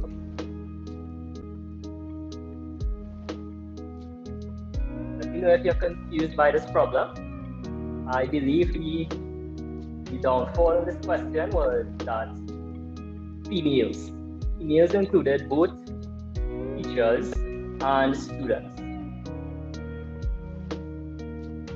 So let's look at it again.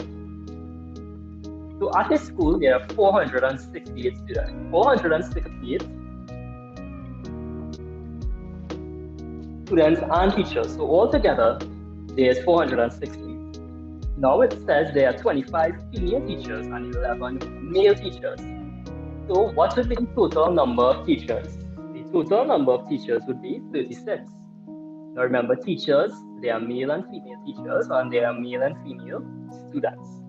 So the total number of teachers would be 36. So how do we find the number of students? Well, we need to subtract the school population, which is 468. We subtract 36 from that to give you 432. So we'll be left with the number of students here as 432. Now the question goes to say in the second sentence, the number of male students was twice the number of female students. So when you see these problems, you think about it like this. 2 parts would be male, 1 part would be female, twice the number. If it was 3 times, there would be 4 boxes, 3 for males, 1 for female. Right? So 2 boxes would be males, 1 would be female. And these 3 equal parts has a total of 430. So to get the amount in 1, we would divide by 3. This would give us, when we do our long division, 144 in each part. There are 2 parts male, 1 part female. So the number of female students, remember we found the students here, would be 144. Now the question says the number of emails in school. So we can't just write 144, we need to add the 25 fields. Right, guys? So that would have been the confusing part in that problem. Now let's proceed to go to another problem. Right, so the same procedure will take place. I'll give you guys a minute or two to work on it. Right, so this question should take you no longer than probably a minute and a half.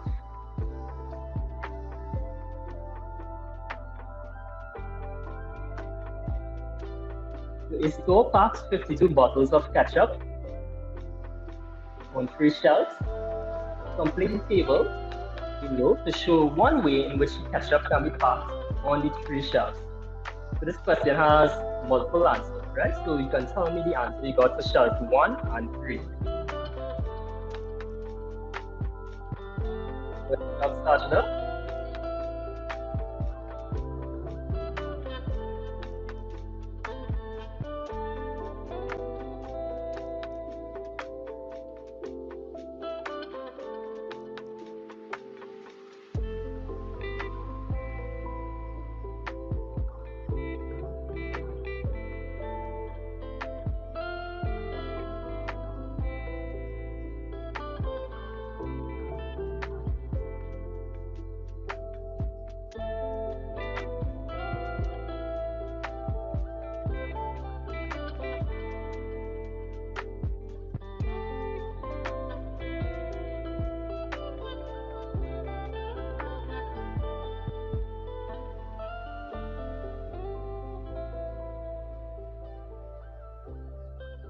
Good job, Aaron.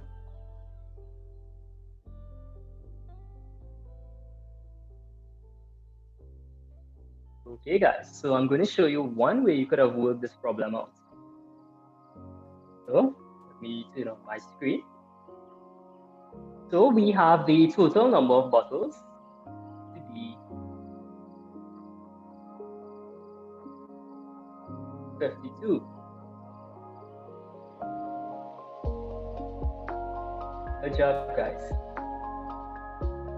So let me work this problem out so you can see. Now there are multiple ways you could have done this. So let's tackle it one way, which I would have done. So we have shelf 1, shelf 2, shelf 3, and shelf 4. So we have a total of 52 in all. Right? In shelf 2, just shelf 1, 2, and 3. Shelf 2 has a total of 18. So all you need to do was this. The total equals 52. The total subtract shelf 2 would be 52 minus 18 to give you 34. So we have the number of 34 to share between 2 shelves. Now the question didn't specify whether to share them equally or not. So one thing I would have do was take the 34 and divide it into 2. So each shelf would have gotten 70. So that's one way you could have done the answer. But you needed to find the 34 first. So another way, you could have put 14 here and 20 here in shelf 3.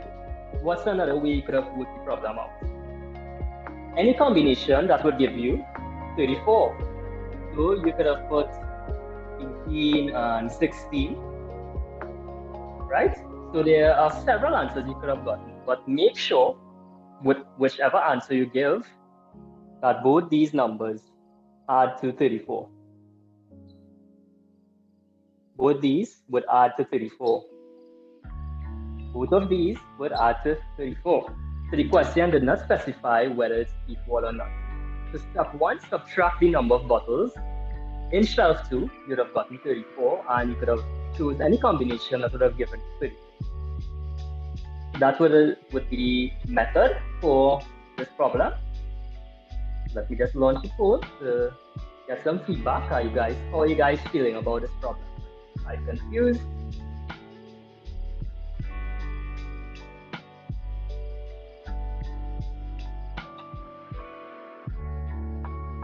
Right, I know the SBA exam is coming up quickly on you guys.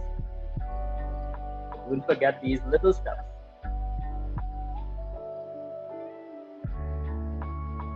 Okay, guys, let's proceed to another problem.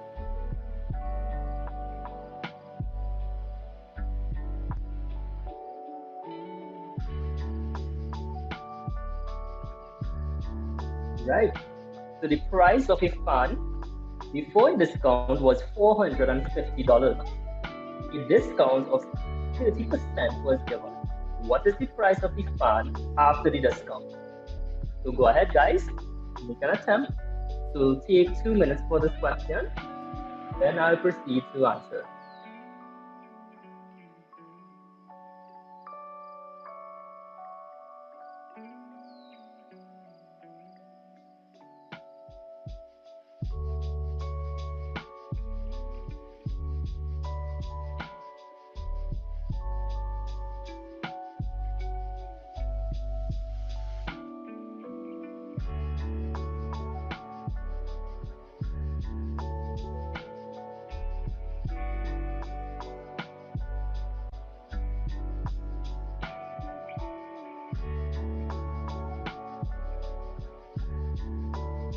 Good job, Aaron and Satya. That's the correct answer.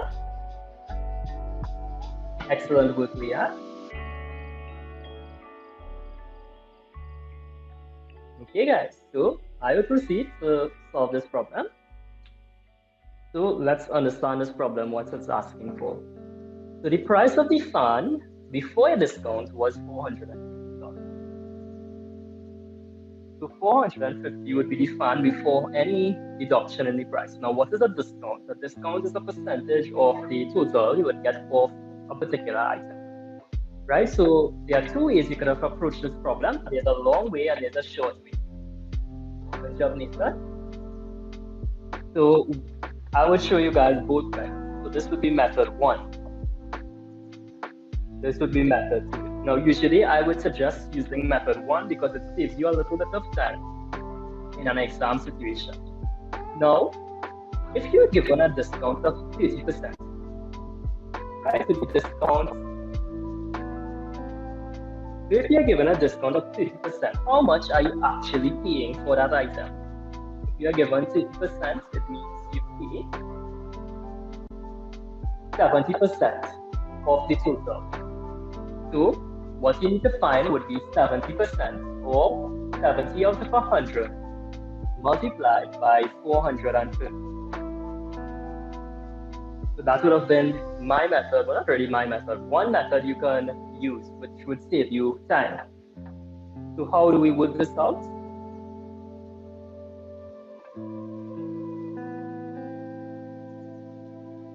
Right, so you'd have gotten 7 by 45. When you do your multiplication, that would have given you $315. Right, so that would have been one of the shorter ways to do the problem. The method 2 would have actually been to actually find what the 30% of the 450 was. Right, remember percent is out of 100, 30% would be 30 over 100. Right, and we'd have gotten 3 by 45, which would have given us a total of $135. The amount you would pay would now be the total, which is $450. Subtract $135, and that would have given you the $315 as well. Right, so there's method 1 and method 2. So you can use whichever method works best for you guys. Right, so I'll give you guys a minute to take it down or take a screenshot. In the meanwhile, I would launch a poll. Let me know if you're confused. Remember, there are 2 methods you can take to arrive at the answer.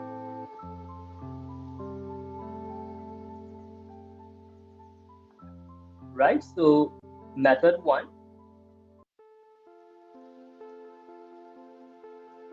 Remember, I used the fact that if you're given a 30% discount, you'll be paying 70%. Right, method 2 would have been to find the 30% of the 450 and subtract it from the total. So let's proceed, guys. We have time to do one more question, and I would make this a section 3 question.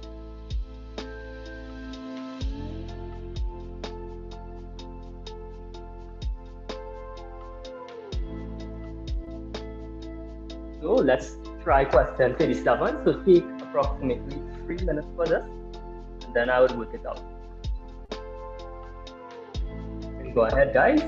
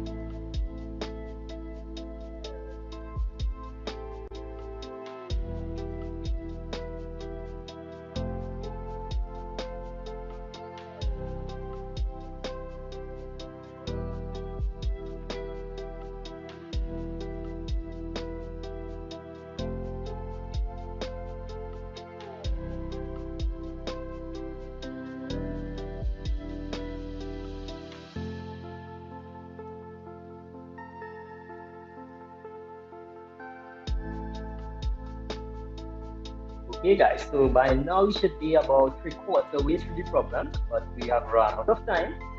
So I would actually proceed to work it out, so you can follow me through as I work it out.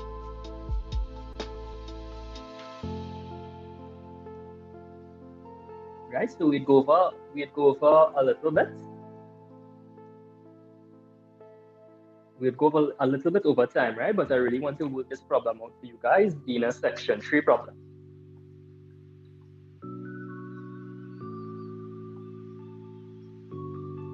Right, section 3 problems usually give you all a little more challenge than the others.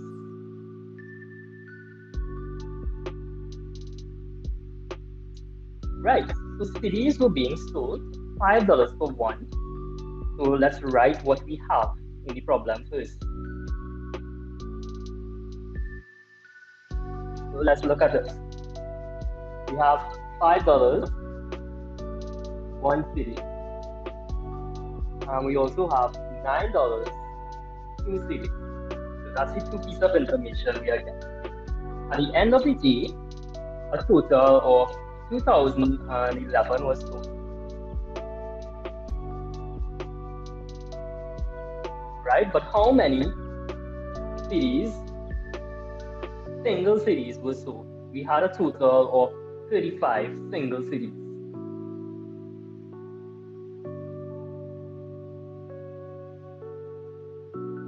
But what is the cost of a single CD?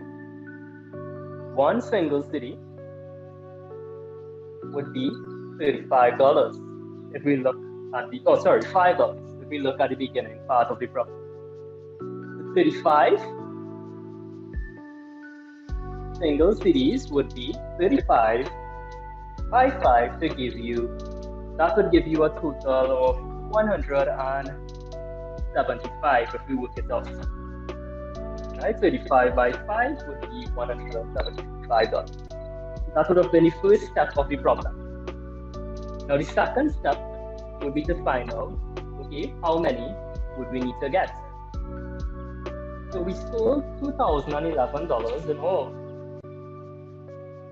Right, so this is what we will do. So if we sold $2,011 in all,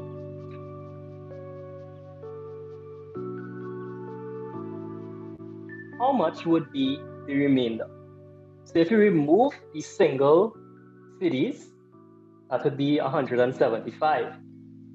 So the remaining money would be 2011 subtract $175. So we can work this out, and this would give us a total of $1,836. Right? So how do we understand or interpret this problem? One, there are 35 single cities. Each single city costs $5. So the total would be $175. We sold a total of $2,011 for the day. So to get the remaining money that we bought two cities for would be 1,836. So how do we get the amount of two cities? The two cities combination. So the amount of two city combinations, we have to divide this by $9.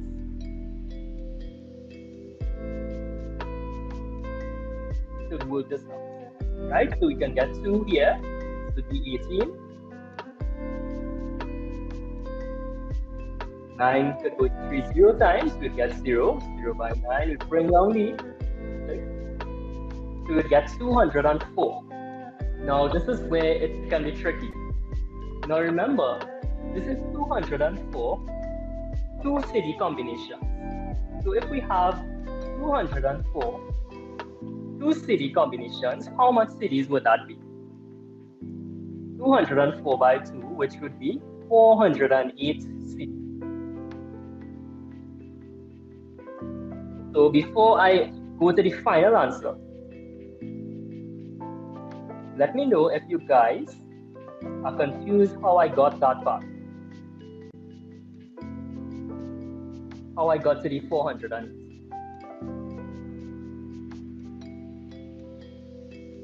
Right, so the trick in the problem was to eliminate the $5 for the single cities. Once you do that, you'd get the number of cities that were sold double. Right, remember, $5 was for one city. If you bought one city by itself, $9 was for two cities. So if we sold 35 single cities, this would be single, this would be double. Single cities would be 5 by 35 because we sold 35 of them to give you 175. So in all, we sold $2,011 for the day. So we need to subtract 175 to determine the number of money we made from selling the two cities. Now the two cities means a combination of two for $9. So if the set of city contains 2 and it's $9, and we want to find how many, we need to divide 1836 by 9 to give you 204. Now remember, we want to find the number of cities in all. So if we have 204 packs of cities containing 2, we would have a total of 408 cities. So the total number would be 408 plus 35, because we sold 35 single cities, and that would give you a grand total of 443. So this was a big problem, guys. So I want to talk you through the problem. So if you want, you can take a screenshot of the solution. You can take a screenshot of the problem. Excuse me, sir, I can't see the answer. You can't see the answer? Okay, no problem. Hold on. I would make my... Right, so let's see it now. I can't see the whole thing written on the paper. You see in up to 408? Yeah, kind of. I'm seeing 408 plus 35 cut off. Okay, so 408. So the final answer would be 408 plus 35. So it would be 443. So you can just put equal underneath that to 443. Got that? Okay. Right, so this was a multiple step problem, right? So I would like you guys to try it over without looking at my solution as an exercise, right? So you can take, hold on, let me share my screen. So you can take the problem down and practice it over. So pretend you did not see the solution and then work it out and see if you get the same answer. The hardest thing in this problem was realizing one CD was $5 and a set of 2 CDs would be $9. Once you understood that part, it becomes a little easier to work out. Right, you guys follow that? So let me just launch the poll again to make sure you guys follow the answer. Even if you didn't get it, let me know if you follow the solution. Right, so you can take a screenshot of the solution. You can take a screenshot of the question and attempt it as an exercise. It's a really good question. So guys, I know we went a little bit over time, but I really wanted you guys to understand this problem because it's a little bit complicated. So we have come to the end of this tutorial. It was a pleasure serving you today. Please take a minute to fill out the quality control questions that would appear at the end of this meeting. Let us know what you'd like us to do differently and how we can improve to better serve you. Thank you for choosing BetterGradesFast.com. Do have a blessed evening, guys. Study hard. I know your exam is near approaching. So time to put in the last steps before your final day. Take care, guys. Enjoy your week.